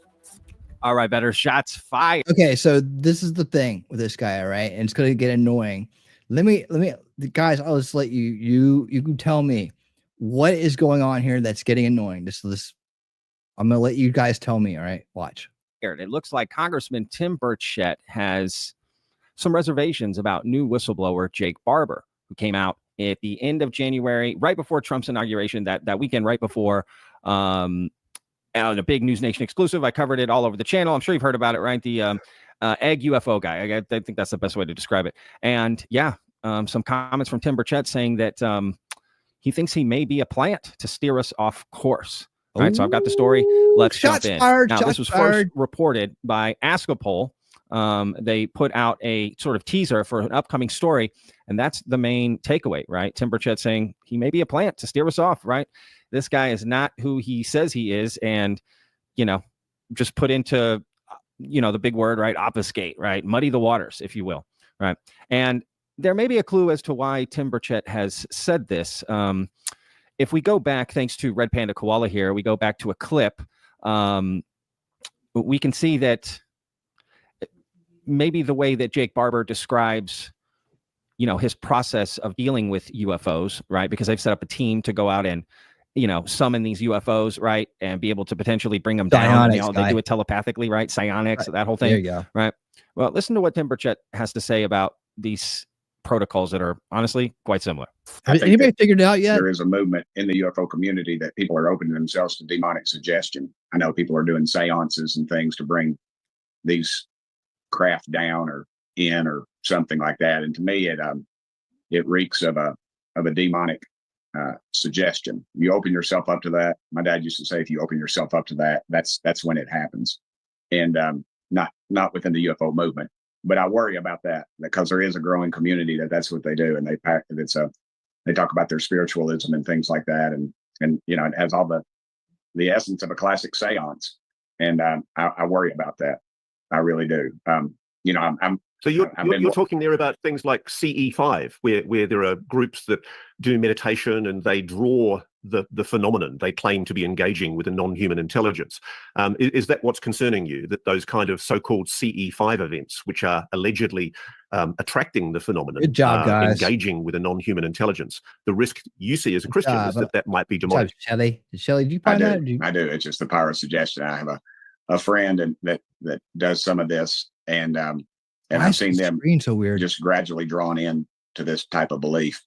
And to me that's very disturbing. That's very disturbing. And I hear members of Congress talk about the demonic suggestion of this type of activity. Yeah, I wonder if did he put these sparkly things over top of it so that it won't, content ID won't be picked up? That'd be pretty clever. I try to stay far. I don't, as I've stated many times, my main concern is what are we spending tens of millions of dollars on? If they tell me this thing, if it doesn't exist, why do we keep spending money? Then why won't they issue the reports to a member of Congress? Have you ever heard of USAID, sir? Have you ever heard of that? That's been my major concern with this. And as I've dealt, I bet. Well, but have you ever heard of USAID? I'm just saying. I mean, why are we spending money on gender studies in Muslim countries? There's a lot of things, transgender mice. I mean, there's a lot of things we're spending money on that don't make much sense, sir. And any way to launder money is probably a good way that the establishment's gonna come up with things and stuff, you know. Into it. I've found out about this community, and it is a growing community. All right, so you hear that and you think, you know, it doesn't sound like Tim Burchett. Now that clip is from April 2024, right? Because Tim Burchett made these comments, honestly, not too long, just a couple weeks after Jake Barber's come out, right? This is all new, right? So Tim Burchett saying that is a big deal, right, about Jake Barber, because everyone is getting behind Jake Barber and his team. No, they're not. We got our first disagreement here, vetted. Everybody is not getting behind Jake Barber. I mean, I don't know who your everybody is. Maybe your everybody is somebody, but they're not somebody I know. I don't know many people that are getting behind old Eggman. In fact, he was getting roasted like you wouldn't believe. Like you wouldn't believe. And the comments on the video, it's not the live video, the rebroadcast of the live. Now, I unfortunately got found a channel that was broadcasting the live version of it. And now my Winning Saturday Night has been cucked by Next Star broadcasting. They've been cucking my video, blocking it because it was me watching another guy watching the live broadcast, right? And even though you know how much I talk during this thing, even though I was stopping it and rewinding it and going back over it and going, they still are cucking it out, man. And so we're getting ready to go to appeal on that one, but I got to wait till this other copyright music bullshit on it drops off. And then we're going to battle. Because if it's just like 2 minutes of it, I'll clip it out, right? But if it's the whole damn thing, we're fighting because it's already useless anyways. So might as well fight for it. But anyways, no, I don't think everybody's behind it. I think only the grifters that are invested in it are behind it. I don't know. Have you heard anybody else talk about the Eggman and say the Eggman's cool? I love the Eggman. The Eggman's totally right on. I believe in the egg. Oh, hail egg. I just say if that's a real egg, there's a giant chicken out there somewhere. Right. But anyways, so I disagree with you, vetted. Now, has anybody else figured out what's annoying about this? Just keep watching. Just let me know what's annoying about this right here. Just let me know. And what they're going to do, and they're going to bring disclosure and all this stuff. So, and Tim Burchett is, been with the UFO topic for quite a while, right? And he's ingrained. He's one of the. I'm guessing this guy is pro UFO because he's got a UFO on the wall, and he's got like I guess is this supposed to be an orb or something? I don't know. I don't know. I think he's pro UFO. We'll see. A few Congress people who have stuck with this the entire time, right? And a lot of people like him and trust him. I like him, we don't necessarily agree politically on everything, but I don't agree with anybody. Politically on anything, to be honest with you. Now, I hate politics, but he's just a good old boy, You love UFOs though, because the aliens are going to save you. Is that the deal? Does everybody know what's going on? What is so annoying about the way the style that's going on here? Does anybody grab it? Has he figured it out yet? Hold on. Good old boy. And I really like Tim Burchett's approach to things. And he seems like a smart cookie, about a lot of things. He can see through BS. Can he? And him saying this about Jake Barber is kind of a big deal. And I'm curious how the rest of the community is going to respond to this, to be honest. Which community? And to be fair, one of the other Congress people who has been in the community looking into UFOs for quite a while as well, since the very first hearing with David Grush, right, is Eric Burleson. And who the hell is wait that? to hear his comments about Jake Barber. I can't because wait. Let's go. Honestly, I'm stunned. Take a look. I was curious, have you been able to check out that new whistleblower, Jake Barber?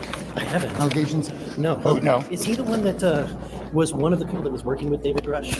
I believe so. I've heard an interview. I've been caught up with so many other things. I need to look him up.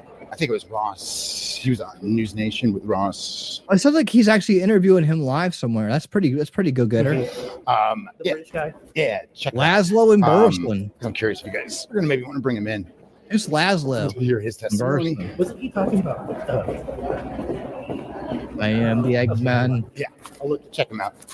So again, shout out to Askapol there for doing all the reporting for the Tim Burchett comments, the Representative Eric Burleson comments. I'll put a link in the description. Please go check them out. I have an annual subscription that I bought from them last year, and renews in March, which I will renew. I highly recommend supporting them because Matt Laszlo, who's a reporter for them. I don't know, man. If you're a leftist, I ain't going to trust any of your media sources. He's like the only guy I have no that's idea, out though. in Washington, D.C., asking these questions and getting us these stories, right? Asking about UAP. So I highly recommend supporting Askapol and Matt Laszlo.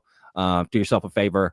Go sign up. I get nothing from doing this. It's not a sponsor, no support. I'm just doing it because I think you should support them. All right. That's so again, link in great. the description. All right, Go let's support go. them. Check them out. Now Let's let's get go. to these comments by Representative Eric Burleson.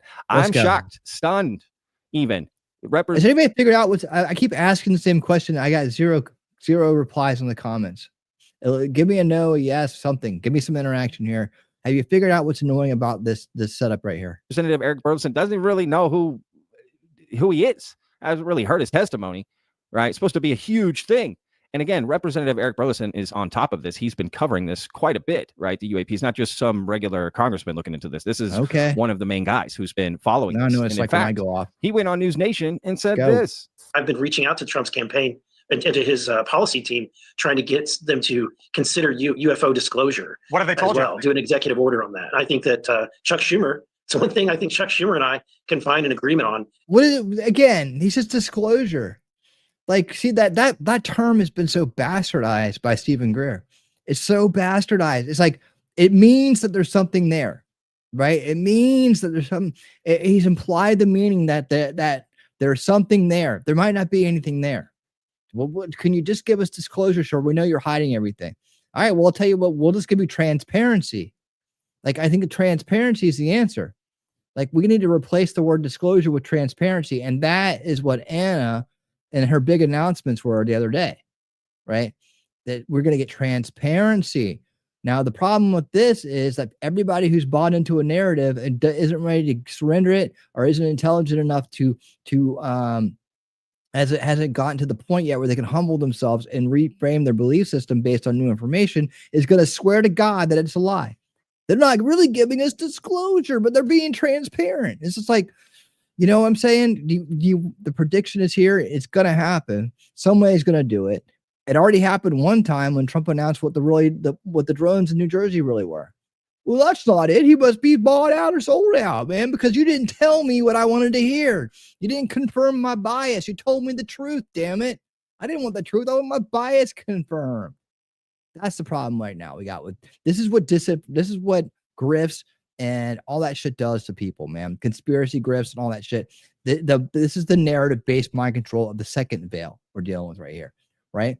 And that is the tragedy of it, is that it does this to people. Everybody should be ready at any time, place to accept the truth for what it is, right? That's what keeps you on that level, right? That's what keeps you based. If you ain't there, you ain't based, you know? And like, it's easy to slip off of that place. But just remember, man, would you want it to be real if it meant something really bad was going to happen? You hadn't thought about that, right? You just thought, okay, I want the 0 point energy, or I want teleporters or shit. I want all that stuff too, but it doesn't mean that it's real or that it's coming or that anybody has it. But what is real? Stephen Greer's $6.6 million is real, right? People like, you know, that have checked out and are waiting for aliens to come save their ass is real. Right? They don't vote. They don't get involved in shit. They don't know things, right? They don't care. I'm going to sit around. They're going to sit around and smoke and drink until the freaking aliens save their ass and they can evolve to the fifth dimension. That kind of mind control is tragic. They've taken people right out of life. That's real, right? So anyways, this guy's like, can I please have disclosure so I can tell you that it's not true? Can I tell you that you lied to me about disclosure, not really disclosing it? It's like, dude, I tell you what, if you beg for the government to tell you something and you give you disclosure, you better accept what they tell you, because you're already depending on them for the answers anyways. Or you're just depending on them to tell you something so you can disagree with it. So what's the fucking point? Don't waste our time. Is that the American people, really the world, deserves to know this. So Representative Eric Burleson is talking to Trump's team. And granted, that interview is days after nice one, you know, the inauguration. Like so just after Jake Barber had come out, literally days after, right? And he's going to ask Trump for UFO disclosure, right? And he's doesn't know anything about Jake Barber and his team. Everybody. And that's a little different than what has anybody figured out? Again, I keep asking, is this thing on? Does anybody figure out what's annoying about this scene right here? Don't you need me to tell you? Are you waiting for me to tell you? Nobody's giving. I just want one person to guess. Just one person guess. Let me know that you're listening. Let me know you're out there. Just one person guess. Just ask. Just guess. Oh yeah. Okay, cool. Anybody, just one person. Just please, anybody. Shelly, somebody. Wolfram, Heidi, and Wild. Somebody just guess what's wrong with what's annoying about this scene right here. Right, this guy. I'm pointing at this guy on the screen. No, what's annoying about it? I don't care about the is that purple? Whatever. I don't care about his color preferences. Just watch. What would be annoying about what you're seeing? Just if it's maybe it's in the end, I'll tell you. Okay, too much pink in the background. Just watch. Jake Barber has kind of stated, because he's saying he's working with the government to bring us disclosure over the next 12 months. Is Eric Burlison not aware of this? Is Tim Burchett not aware of this? Are these people not aware of this? Are there just all these different journeys happening, or are people? What's up? There, you know. Thank you. I know who you are, but thank you. Yes, that is it. That is exactly it. Why is he holding the fucking microphone in his hand? It's on a stand, and you're acting like you're at a rock concert or something. Hello, Cleveland. Would you guys like it if I just held onto my mic the whole time, even though I clearly have it on a stand right in front of me, so I don't have to? Why are you holding your mic? It's like he's trying to shove a what in his mouth. Like, oh boy, I can't wait to stick this thing in. I don't get it. Like, just let go of the mic. It'll be okay. If you need to get a fidget spinner or a ball to squeeze or something. I don't know, but just like it's like he's cupping his balls. I know. It's like he's like, oh baby, come daddy. It's like stop. Someone just go swat his hand every time I do. No. Let go. It's not your boyfriend. Misrepresenting their journeys. I have a feeling are they misrepresenting what they're doing or what they've done, or it could be who wrong. They're in contact with? Making friends on the internet. What's happening, right? Because how can Eric Burlison go and say that on News Nation and talk about that and go talk to Trump's team and not even have heard of Jake Barber and his story? And I'm looking at, you know what I mean? Like it not even heard about it. It's the biggest thing in the world to me. I can't believe somebody else doesn't know about it. Have you ever heard of the band Widespread Panic? Does not add up here. It's a big deal to me. It clearly must have not been that important. Even Congress members don't even know about it. And the ones that do, like Tim Burchett, haven't heard of Jimmy don't Herring? even trust him. Think he's a plant to steer us off, right? Or that he could. I don't trust him either. I Why mean, do you trust him? This is so strange. I have to admit, it's This strange. guy's gonna be fun to debunk. I have a feeling we're on different sides of this thing, but predictable, because this is how it always goes. Am I right? So predictable. It's strange, confusing, but kind of used to that at this point. Right? I bet. The strange and confusion, the strangeness and the confusion. It's all become just predictable in a way, right? Nothing is ever just clean cut. It's always something like this. So I don't know. It's Jake. Because it's a grift, buddy. Because it's a grift. Welcome to the second veil. Barber, a plant to steer us off. According to then again, why has he got to be a plant to steer us off? He's just a grifter, man. That's what I'm saying. So there's Burkett. He's just trying to steer us off. Steer us off of what?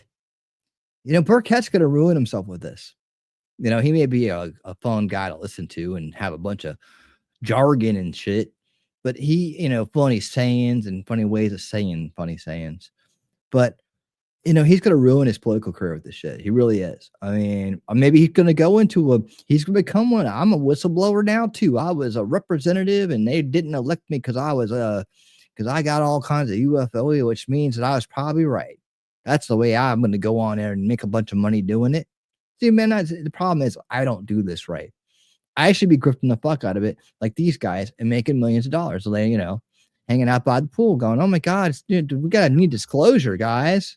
We need disclosure now, and that's why Betty Bet here has 40,000 subscribers. He's confirming biases on a daily, man. He's got 21,000 views on this video of him basically sticking the mic in his mouth and saying nothing. I mean, I think in 2.5 hours here, I've said a hell of a lot more than that guy said in 11 minutes.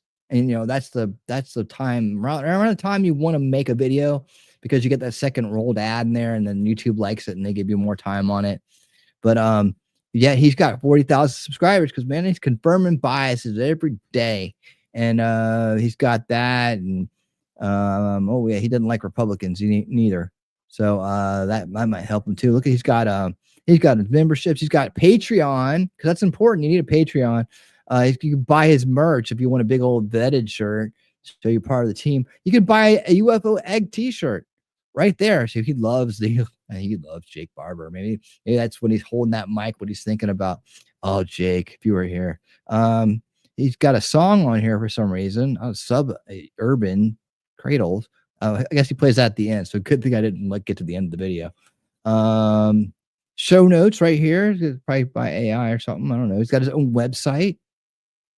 And you can find him here on the X. He's probably talking about UFOs on the daily videos and interviews, vetted interviews. I wonder how long he's been around. He's got products. He's got things. He's got stuff. But hey, I don't knock somebody for their success. Good on you. I should be doing a lot of that myself, I guess. Like I said, I'm horrible at this. I don't grift people as much as I do, and then I complain that I don't have any money. So, yep, I accept responsibility for it. However, we're not done yet. We got a little bit more vetted coming on up. So if you'd like Mike gripping fun, stick around because we got this coming up next. And then guess what I have right here for us for the grand finale this evening. We have found the 5 recommendations. It's bright as fuck. 5 recommendations. Oh my God, Jesus H, help me with the websites that don't have dark mode, man. Help me, Lord, help me. All right, there we go. We had the 5 recommendations Greer's putting out to our government right here. And oh boy, this is some good stuff. So yes, and then we're gonna get the briefing document paperwork, get the briefing document hardcover. Oh boy, that's so exciting. And how much is that? How much is it? Oh boy, only 300. It's 324 pages now. I guess he put some pictures of himself in there. I don't know, but anyways, that's coming up. We're gonna take a look at that. We're gonna see all these fun things. But let's get through this one more video. And I'm back in the dark mode here. Thank goodness. Bright light. All right. So this is the Chris Bledsoe stuff. And this is interesting too, because this is about, and this is from when? 2 days ago. And these are 2 guys I haven't really looked into at all, more conspiracy grift stuff. And they're saying that they have mysterious NASA scientists told Chris Bledsoe UFO disclosure is coming in 2025. How about that? He told him that. Let's find out about it.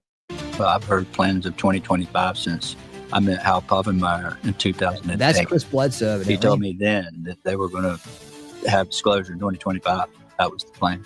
The government's disclosure plan That's is going to be Bledsoe's out on the table. That's like if like something happened to me and then my son took over. Like there's Unveiling Reality son. Now he's doing it. Now he don't make any money neither. By 2025. And this is what he's saying. He said, and we're going to do it through soft disclosure, meaning there's going to be like a steady drip of information so as to not shock people. It's going to be. That sounds familiar, doesn't it? That sounds familiar. Again, these guys all dance around each other's narrative. Like, oh yeah, the soft drip. We're dipping our toes in the water. Little toe dipping in the water, said Stephen Greer. Be like little bits of information coming out over a long span. Yeah, because we're all dumbasses and we can't handle it if you just told us what the fuck you're talking about. And of time. Right. But that we should know pretty much the majority of everything by 2025. UFO disclosure in 2025 this year. Well, according to Chris Bledsoe in a recent interview on the Area 52 podcast, that's something he heard back in 2008, 2009 from a gentleman named Hal Povenmire, which I had not heard of. And we're going to learn a little bit more about him. So let's jump into today's video. I've got quite a few clips to show you, so stay with me. But first, we're going to take a look at Chris Bledsoe talking about Hal Povenmire and what he heard back in 2008, again, about a rollout of UFO disclosure this year, 2025. He's also going to bring up Tim Taylor briefly, who works for NASA. Guess who also works for NASA? Hal Povenmire. Take a look. Well, I've heard plans of 2025 since I met Hal Povenmire in 2008. He told me then that they were going to have disclosure in 2025. That was the plan. There's a whole lot that I haven't talked about, such as NASA. Why was I at NASA? Why didn't? Okay, so first criticism here. People ask, this reminds me of Captain Not Fun. How did I do this? How do I have these special toys? You know, how do I have this picture with this guy? How do I do, when people are saying, how do I do this? How do I do that? It usually means they're making some shit up, in my experience. How was I at NASA? How was I doing this? How was I doing that if it ain't true? You see what I'm saying? Like, and we knew he was making shit up to cover his ass. We knew who he was.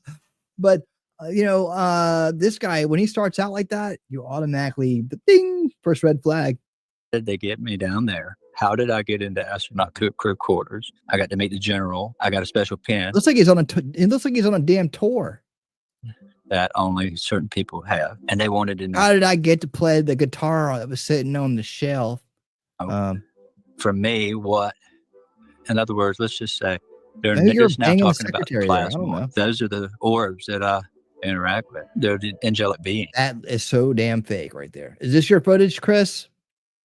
Look at this stuff, guys. Look at that super blurry background. Even you can't even do this part right. You're dual lighting here. It's because they're not just. We move together. There's an intelligence that's created, some force created. They were being harassed. Their astronauts and everybody were being harassed by these orbs and stuff. You were told that by Tim? I knew about it with 1995. Dr. Musgrave says, on two of my missions I still have answers for. I've seen a snake out there 6 to 7 feet long. It's rubbery because it has internal waves, and it follows you for like a rather long period of time. That was your air hose, buddy. Way back then. When he briefed you, when he showed up to your house, how did he introduce himself? Like, what agency? Showed us all his credentials. National Reconnaissance Office. He had a necklace with badges, credentials, and they were individual.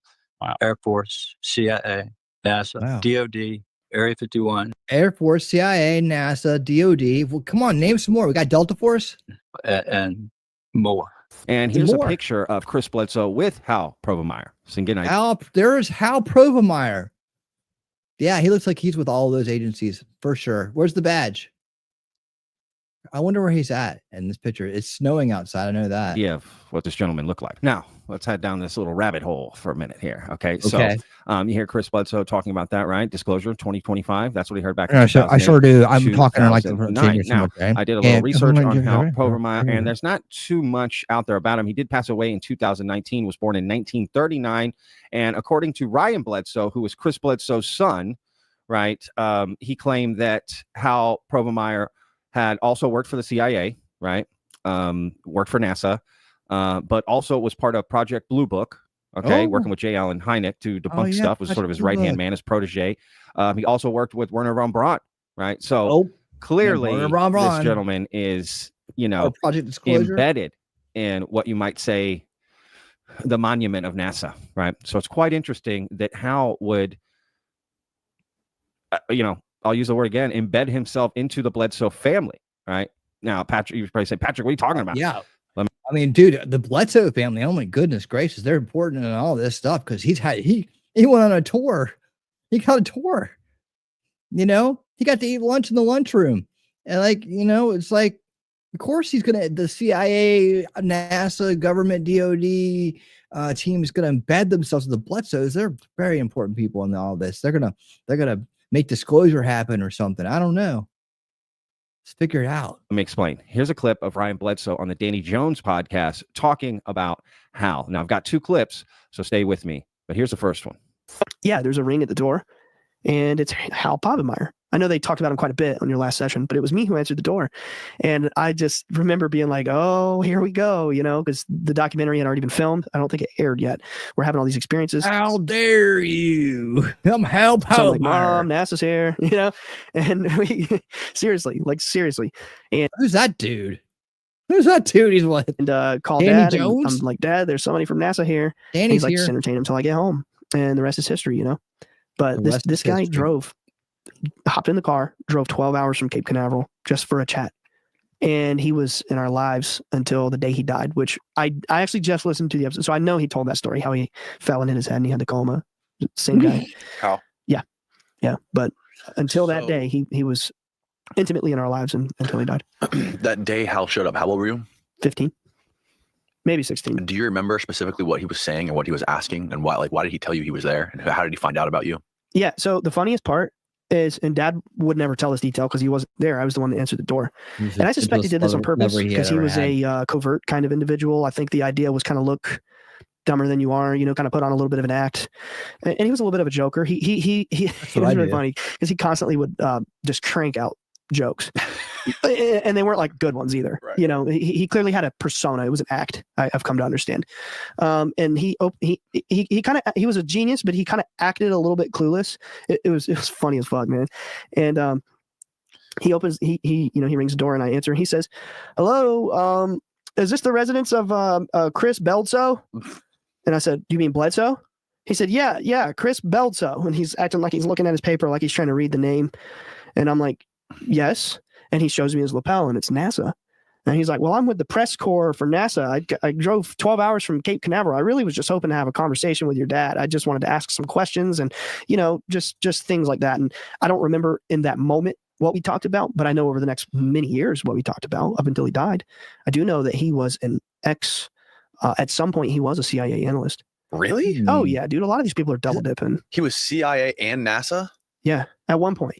Something he told my dad before he passed away. It was kind of like a There's a lot of different aspects of the CIA, as we saw the other night when they broke down the clandestine versus operational versus processing and all that shit. I don't have much longer. I want to tell you a little bit more about me before I'm gone, kind of thing, you know. But he's a very cool guy. He was hilarious. He was so intelligent that he had 3 PhDs by the time he was like a teenager. Can you look him up, Steve? We could pull up his like. Oh my God. Okay, stop. You just jumped the shark, dude. He had 3 PhDs before he was a teenager. Okay, do you understand what that means? Do you think the kid just put his foot in his mouth, or do you think he means what he's saying? 3. See, this is why you got to stop these guys. 3 PhDs before he was a teenager. When does a teenager officially start? 13, right? So by the time he was 12 years old, he had 3 PhDs. Who was he? Doogie freaking Howser? Bro, got groomed, and he's using his cognitive dissonance to think it was about UFOs and CIA grifters nonsense. Could be, man. Could be. Yeah. I don't know what's going on with this one. This is a weird one. Like Wikipedia and look at him. Shows people what this guy looks like. He was a really cool guy. He's one of the very first people at NASA. I mean, he was an intern for Werner von Braun. Really? Yeah. Yeah, that's him. It's young Hal. Yeah. So he was yeah, there's nothing that there's nothing legit here that I swear you got to skip through the obituary, man, because I feel like we're in it. I could have sworn we are. I want to read some stuff about what he did. Well, yeah. So do you know Project Blue Book? Yeah, of course. He was like the right hand man of that. Alan J. Really? Yeah. Hynek. He worked with Hynek? He was like his protege. Oh, wow. He was the guy that dropped in and did the debunking. Protege. So he shows up to our door, you know, reading. Is Chris Bledsoe here? He's playing us. All right. So that clip will help you understand a little bit of background on Povenmire, right? Okay. And I'm probably saying this name wrong, but regardless. Doesn't matter. You got your mic in your hand. This next clip has to do with this 2025 statement, right? Because not only did Chris Bledsoe say that in that first clip, right, that he was told about this disclosure. Here's Ryan Bledsoe again on the Danny Jones podcast explaining that a little bit in further detail. But he knew it was spiritual. He indicated to my dad that it may be his family. Yeah. The beings, the entities, you know. Now here is something that I find particularly wild. But in about 2008 or 9, I would have been like 15 or 16 years old. Something he said to me and my family that for many years I've been paying attention to in my mind is that by the year 2025, the disclosure rollout would be on the table. All those years ago, 2008 or 2009, he said, the government's disclosure plan is going to be out on the table by 2025. And this is what he's saying. He said, and we're going to do it through soft disclosure, meaning there's going to be like a steady drip of information so as to not shock people. It's going to be like. So did Greer get that from him, or did he get it from Greer? And always with the toes in the water, we're going to see how people react to it. Because people are stupid, we're not. Is that the attitude they have? Is that what fucking Hal Pollmeyer thinks of us? People are stupid and he's not. I mean, I guess if you get 3 PhDs before you're 12, you're a pretty badass dude. I guess he's the one guy that can say that, right? He's the one guy that can say that. But I mean, this whole toe dangling in the water shit Stephen Greer comes up with, Paul Palomeyer's talking about with this kid as he's bouncing him on his knee back in the 90s or whatever. You know, okay. Or you're just saying it now to be relevant. Little bits of information coming out over a long span of time. Right. But, you know, we should we should know pretty much the majority of everything by 2025. Oh, really? Well, it's You February. told me that when I was a kid. So you got 1 year to be right now. See what he did? He just bookmarked himself. That means he's got 1 year, 1 year to be right. And then when it doesn't come true, he'll be like, well, you know, Trump didn't sign the executive order, or, you know, people got in the way, or there's a deep underground rogue military group, or something else, right? Something else happened. It was Elon Musk's fault. Elon stopped it. When are they going to start blaming Elon? He didn't want SpaceX to get taken over by real aliens. So he's stopping all this shit. It's been Elon all along.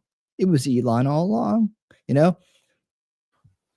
What do you think the disclosure is going to look like? Like, do you think that if there is government disclosure about this stuff, it's going to be 100% accurate? No, actually the opposite. There we go. How so? Then why do we want it? Then why do we want it? Okay, tell me how well you've been educated by Stephen Greer right now. Be more or less fear-based. More or less, you know.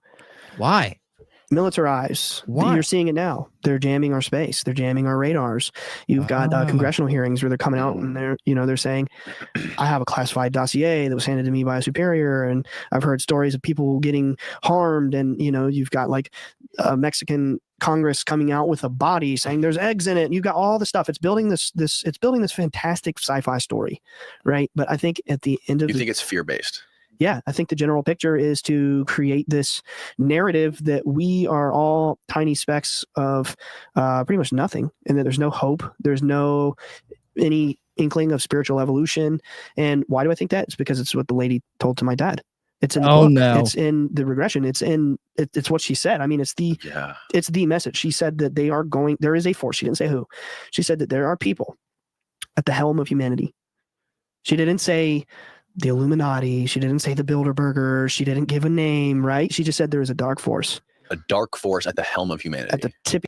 It might be Darth Vader. It could be Darth Vader. Remember what I just said last time I paused, right? Remember what I just said? Top. Yep, controlling humanity. There's a dark force. And they are using biblical scripture, namely the book of Revelations, to sort of script events on a global stage to manifest a cataclysm, and that there would be a great deception. That this deception would be basically to paint the phenomenon in a negative light. All right, so there's a lot to them. Okay, before you start eating your microphone, let me talk. All right, so basically what he just laid out was Project Blue Beam on the other side of that, right? And the dark forces, right? I don't know where he's going to go with this, but the dark forces, okay, then they diverge, right? So Stephen Greer's dark forces are, well, they're this deep underground military rogue base that shoot down. You've heard me say it a million times now, right? And he's diverging. And it seems like he's going towards the more like Antichrist thing. I don't know why I felt like that's where he was going.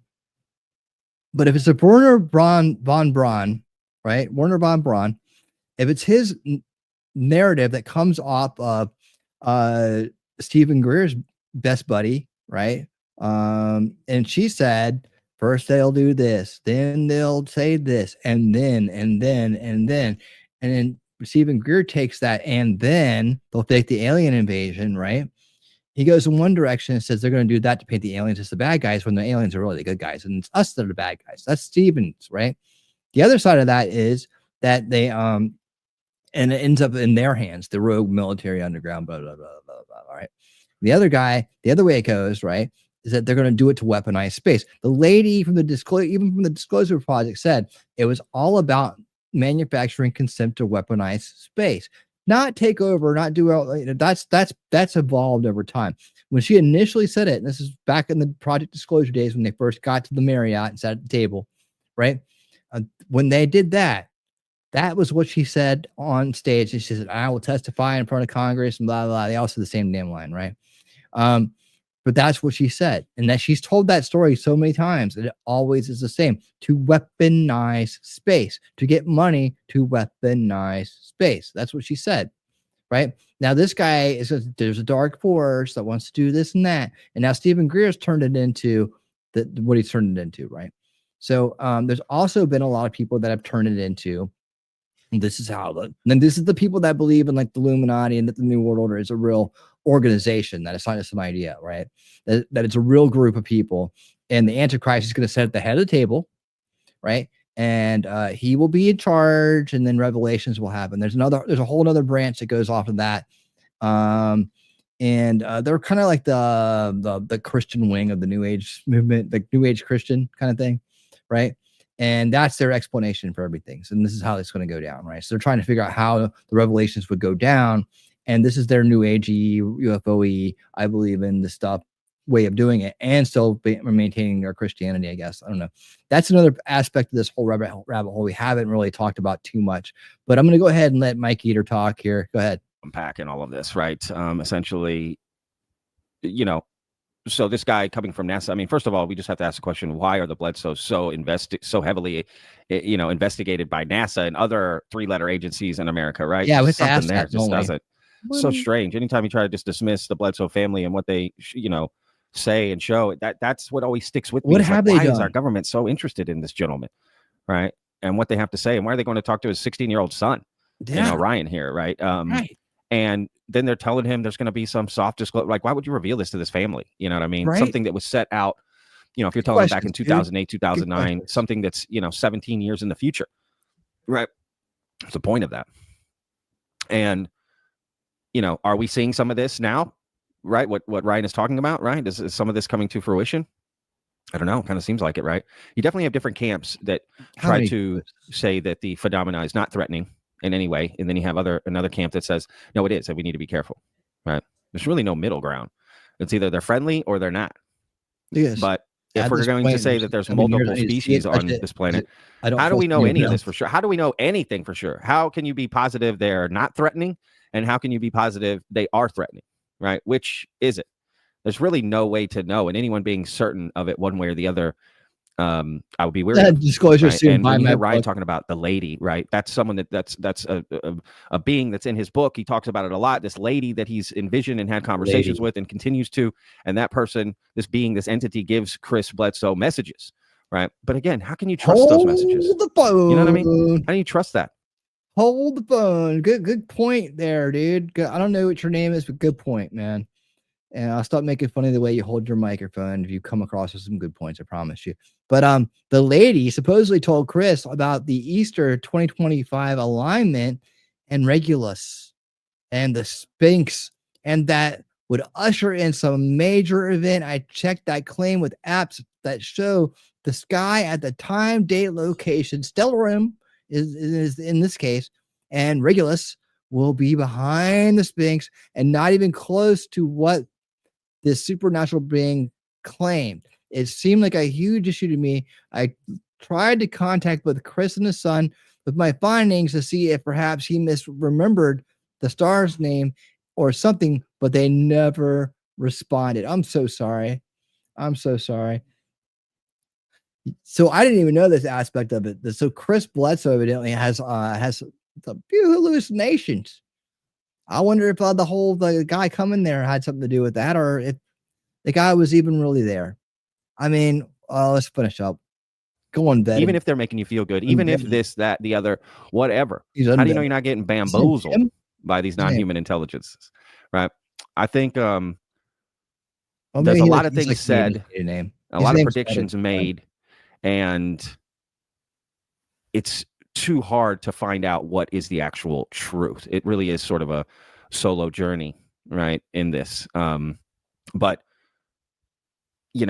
if it's just I don't even know where to begin. Look at it. I love this. He's having a really hard time with it. He's having cognitive dissonance, and he's like, I thought I believed all this shit. Now he's short circuiting. He needs a good old course in based reality truth, doesn't he? You need to come on down. Come on down. We'll teach you how to use the mic, and we'll free you from that narrative right there. Yeah, that UFO poster will be coming off the wall, and no time flat. It's not that we don't want there to be aliens, and that's not that we don't want to have flying saucers and 0-point energy and teleporters, right? I owe you guys one more video. I gotta hurry up. It's just that it's not happening. Okay, it's just that it's not happening. And if you want to make a bright future for yourself, you should do that. But I have to get over to this other playlist right now because we're never going to get through this video in time for Wolfram to get to bed, but we will. And that's the important thing. Okay, so where is it at? Here we go. I promised you underwater stuff. And First Jet was supposed to talk more about the underwater shit, and he did. He said football-sized thing. Didn't he football-sized? There was as big as 3 football fields. 3 football fields going almost like going Mach 1 underwater. Is that what I'm supposed to believe? All right. I feel like I've done this before, but we'll do it one more time for the record. All right. This is really interesting, though. Okay. Let me start here, and let's go. It's an unforgiving place. In the cold, murky depths, everything is a hunter, everything is hunted, and one day, everything is food. From sharks and barracuda whose teeth can shear any sort of flesh, to deep-diving whales that do battle with mighty cephalopods in near-complete darkness, to bioluminescent tricksters that can coax an unsuspecting fish straight up into their mouths, there are no shortage of ways to be destroyed in the depths. But now, a new predator is emerging from the deep, one that's traded in its gills and scales and its sharp teeth in exchange for twisted metal and cold robotic intelligence. Its name is the Manta Ray, a new and futuristic underwater drone that intends to redefine the very nature of underwater warfare. Hardy, independent, and entirely innovative, this newest DARPA project is one part an evolution into true modern warfare, and one part an evolution from the very same creatures that have prowled the depths for so long. So today at Mega Projects, we're going to get as close a look as we can at this new piece of hardware before it dives back down again toward the seafloor and waits to re-emerge where it's least expected.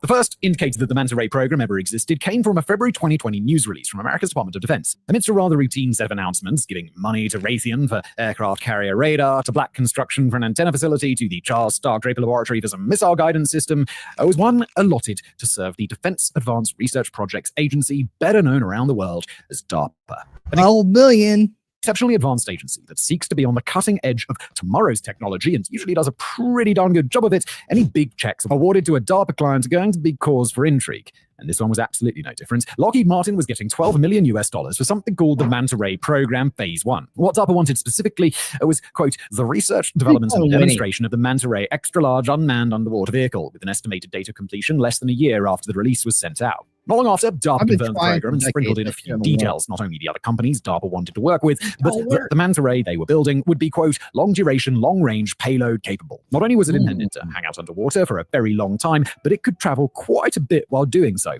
And it was even intended to be armed. Naturally, the emergence of a program to design an extra-large unmanned underwater vehicle, or UUV, basically a drone submarine, was cause for some pretty substantial curiosity around the defense world. Add to that the fact that the program seemed to have a pretty cool, even badass name, and well, what more could you want for a DARPA project or a Mega Projects video? A good bit more information about the program emerged in the following year, in February of 2021, when DARPA issued its own press release and announced that the program would be continued, partnering with 3 contractors, with Lockheed Martin actually not among them. Instead, DARPA was working with the defense giant. It's a goddamn skunk work, people.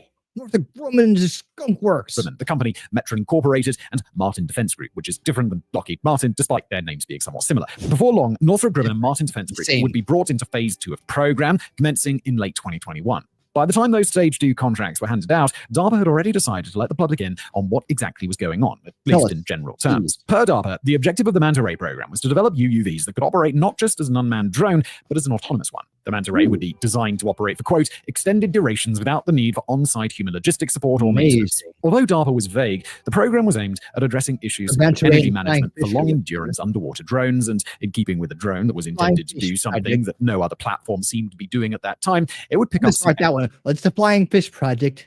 extra skills as well. Those included ways to deal with undersea corrosion, avoid obstacles on its own, deal with the accumulation of plants, algae, and barnacles that typically happens underwater, and a lot more. The drone would be able to detect and classify underwater hazards and, quote, counter detection threats while responding to changing conditions under the sea. Critically, the role of the Metron company was specified further to, quote, advance progress on a novel energy harvesting subsystem. All that is to say, they were working on a way to keep the drone powered up that didn't rely on any traditional power source or any existing method of collecting energy from the environment that was known at that time. Finally, the world even got to see some concept art, revealing a sleek, nearly seamless metal craft that, if it had been pictured flying in the air, would have been perfectly believable as a design for America's next hyper. It was like a UFO shaped thing. Stealth bomber. Underwater, though, it looked eerily like the program's namesake, the Manta Ray. By the end of 2021, it appeared that the Manta Ray program was doing very well. DARPA and its partner organizations were already in possession of the technologies that they hoped would allow them to overcome the myriad challenges Manta Ray was supposed to deal with. And those. So anyways, you guys get the point, right? You get the point. We don't need to hear the rest of this. You get the point. There are things they are working on that you haven't seen yet that are very cool, that can be mistaken for other things under the water, and they're going to be used for warfare. And later on in the video, this is a really cool one. I was going to play this on cool things. That's what that folder it was in. And they talk about how it could be used in warfare, right? Could sneak up on an enemy, and literally the whole thing could be turned to like a kamikaze sub. But and it could go pretty damn fast and stealthy, and it looks cool. And how Ukraine was already using drones and sea warfare, basically using them to sneak over Russian boats and blow them up.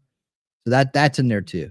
So anyways, I know that I've gone 3 hours and 1 minute on this show tonight, and I appreciate everybody that wanted to come hang out with me and keep on going down. I hope I provided with you guys some good stuff, and I cannot leave here now because I already promised to do something. So sorry, Wolfram. We have to look at this, and I want you to see it. So if you could stay up a little bit past bedtime, it would be really nice. But if you can't, I understand. This is bright light time, so I have to go dark. Okay, because bright light hurt eye and hurt face and hurt you, and I can't do that. I can't hurt you. All right, so check it out. We have to go through this, right? And we all good here? Okay, let's be careful. All right, here we go. Dr. Stephen Greer, straight from his myemail.constantcontact.com. Oh my God. Really? This is I'm gonna bang my head against the wall. This is his constant This is okay. This is a marketing automation platform for real cheap people that are doing shit like this, right? And this is a landing page that you can create on that platform. And he hadn't even bothered to get his own freaking domain. This is how cheap this guy is. No wonder he has $6.6 million. I would have bought a domain. He wouldn't even spend $6 to buy a goddamn domain. So anyways, yeah. So this is a marketing program he's using. This is a landing page, and there's a reason why it's a landing page, as you'll see at the bottom. But this is constructed here. This is the elements of a landing page. All right. And what you do here is he's going to tell us all about these awesome things. He says that's why you can go look at the 5 things I'm telling them to do, because the 5 things he's telling them to do is supposed to entice you to buy the debriefing book. We'll figure out how much that is in a second. All right. So anyways, to summarize below, and here is where we urge you to share this with your senators and congressmen and president and vice president. The vice president is the traditional head of the Space Council.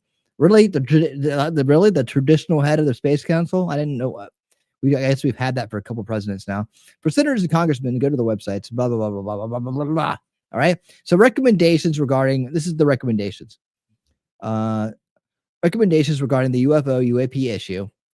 Well, number 1, criminal investigations of illegal covert government and corporate programs related to UFO UAP. Doge, we got you. Okay. We got you. Already done. Number 2. Authorize law enforcement to search and seizure of these illegal operations and their assets.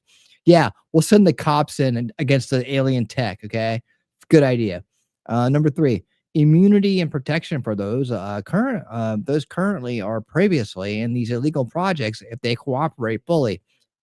Pinky swear promise. All right. Number 4, a national and international initiative to make diplomatic, peaceful contact with ETs. Okay, Stephen. And number 5, an immediate program to develop the energy generation aspects of ZPE, zero-point energy, to replace gas, oil, nuclear power, etc. Wow. Just 5, Steve? Is that all? Okay. Well, for a comprehensive view of the UFO UAP subject, you may want to get your own copy of the Disclosure Project briefing document and or get them for your representatives. I bought this for you. You are crazy. All right. Dr. Greer has provided briefing documents for all the presidents since Bill Clinton. This is the first time we have offered a redacted version. Oh boy, it's a redacted version for the public. It is it's full of fascinating information and documents, I bet, and color photos too. Topics include executive summary, suggested wording of announcement to the world. This is, I think AI wrote this part. Current top secret doc disclosure operations, asymmetrical disclosure strategic plan, recommended actions, myths versus facts. What to do? You want to go to Stephen for that. Truth and disinformation chart. Yeah, he's got that down right. Design and architecture of control to covert group. Oh, just let it all fly. False flag operations, meaning control corruption. Secret cash retrieval operations, corporate, military, and government facilities related to UFO, UFAP issues, whistleblowers and witnesses side by side, man-made versus ET crafts. Oh, we've seen that, haven't we? that's quite the good dish there. Major historical UFO cases, science and technology, government documents, and of course photos. And you see right here, this is called a call to action. And what you do with a call to action here, oh look, it's Crozet, Virginia. That's where his P.O. box is, even though he's down there baking in the sun in Florida. That's probably his summer house. It's a retreat. He goes down there and make sure that the dark forces can't find him down there in the Florida sun and the nice blue waters. Get the briefing document. You can get the paperback version, or you can get the hardcover. And these are called right now. You've read it. You're excited about it. Click on one of these buttons, and you will find everything is going to be all right. Okay. Click on one of these and get it. So let me show you right now what that means. And then it's another bright light. So I gotta keep it right here. But if you're ready, if you're really ready for the truth, if you're really ready to take that next step, right? Here it is. Look at that beautiful cover. Sensitive and confidential, the Disclosure Project briefing document 2025 by Dr. Stephen Greer. It's just gorgeous, isn't it? It's gorgeous. We scrolling on this because you can't really appreciate it until you get in close to it. That is just beautiful. He's put a lot of work, time, and effort into. Let me get out of the way here. Okay, to putting together this beautiful, beautiful cover for this awesome book. And this is the is this the paperback or the hardback cover? I think this is paperback. Well, what if I want the hardback cover? What collections? You can get both. It just give me an. See, this is a bad. This is the other side of the list. This is another landing page, right? Because this is shop.seriousdisclosure.com. And you see, when you see shop at the front of it, that's called a subdomain, right? And a subdomain is off the primary domain. So this is where you get the little shop going on here. Okay. So the landing page is set you over to the primary shop, right? And what you could do over here is you could place an order for just $40. Just $40. It's all it's going to take to get you the truth about aliens and disclosure and everything you need. Right here, for the first time ever, the official briefing document is given to government officials worldwide. Has been published. This is a redacted version, but it still covers a wide range of topics that are most relevant to the UFO disclosure. So it's 324 pages, which is the same amount of pages he said he gave to the government. So I guess he's just you're gonna get black bars in this one. I had to black out certain names for safety purposes. Sure you did, Stephen. Anyways, so for $40, you too can be part of the Disclosure Project. And I hope that, if you're ready for it, just let us know. We'll get the link out to you. Let me close that out right now. I'll go back to my dark mode. Now I'm back here. There we go. Thank goodness gracious. Wow. All right. Yeah. So anyways, we have been going, and I appreciate the overtime for everybody stuck around and made it this far. Thank you so much for being part of the solution and being here. I really do appreciate it. Whether you're on Rumble, X, or YouTube, you guys rock the house. I thank you to the mods. Thank you to everything that you guys do. I'm going to bust on out of here like a hot potato, but I hope you've enjoyed the information tonight, and I hope that you I hope you got some good stuff out of it, man. I'll be back tomorrow night, 7:30 Eastern. For morning tonight, we will go over the Tulsi Gabbard confirmation. press conference hearing what Trump had to say. Hopefully we will have a Wanda E. Thank you for being here. We'll have we'll also have RFK Jr. by then too. So we're going to go through that and top news and updates as well. And we're having a great time on that show. So I hope you guys will come and join us. I look forward to seeing you then. And again, thanks to everybody for everything that you do. I'll see you guys soon. All right. Be careful out there. Make sure you don't get abducted by any aliens or UFOs. Okay. And until next time, remember to stay based. And oh yeah, it's Unveiling Reality. I got to do it this way. Stay based and keep on winning.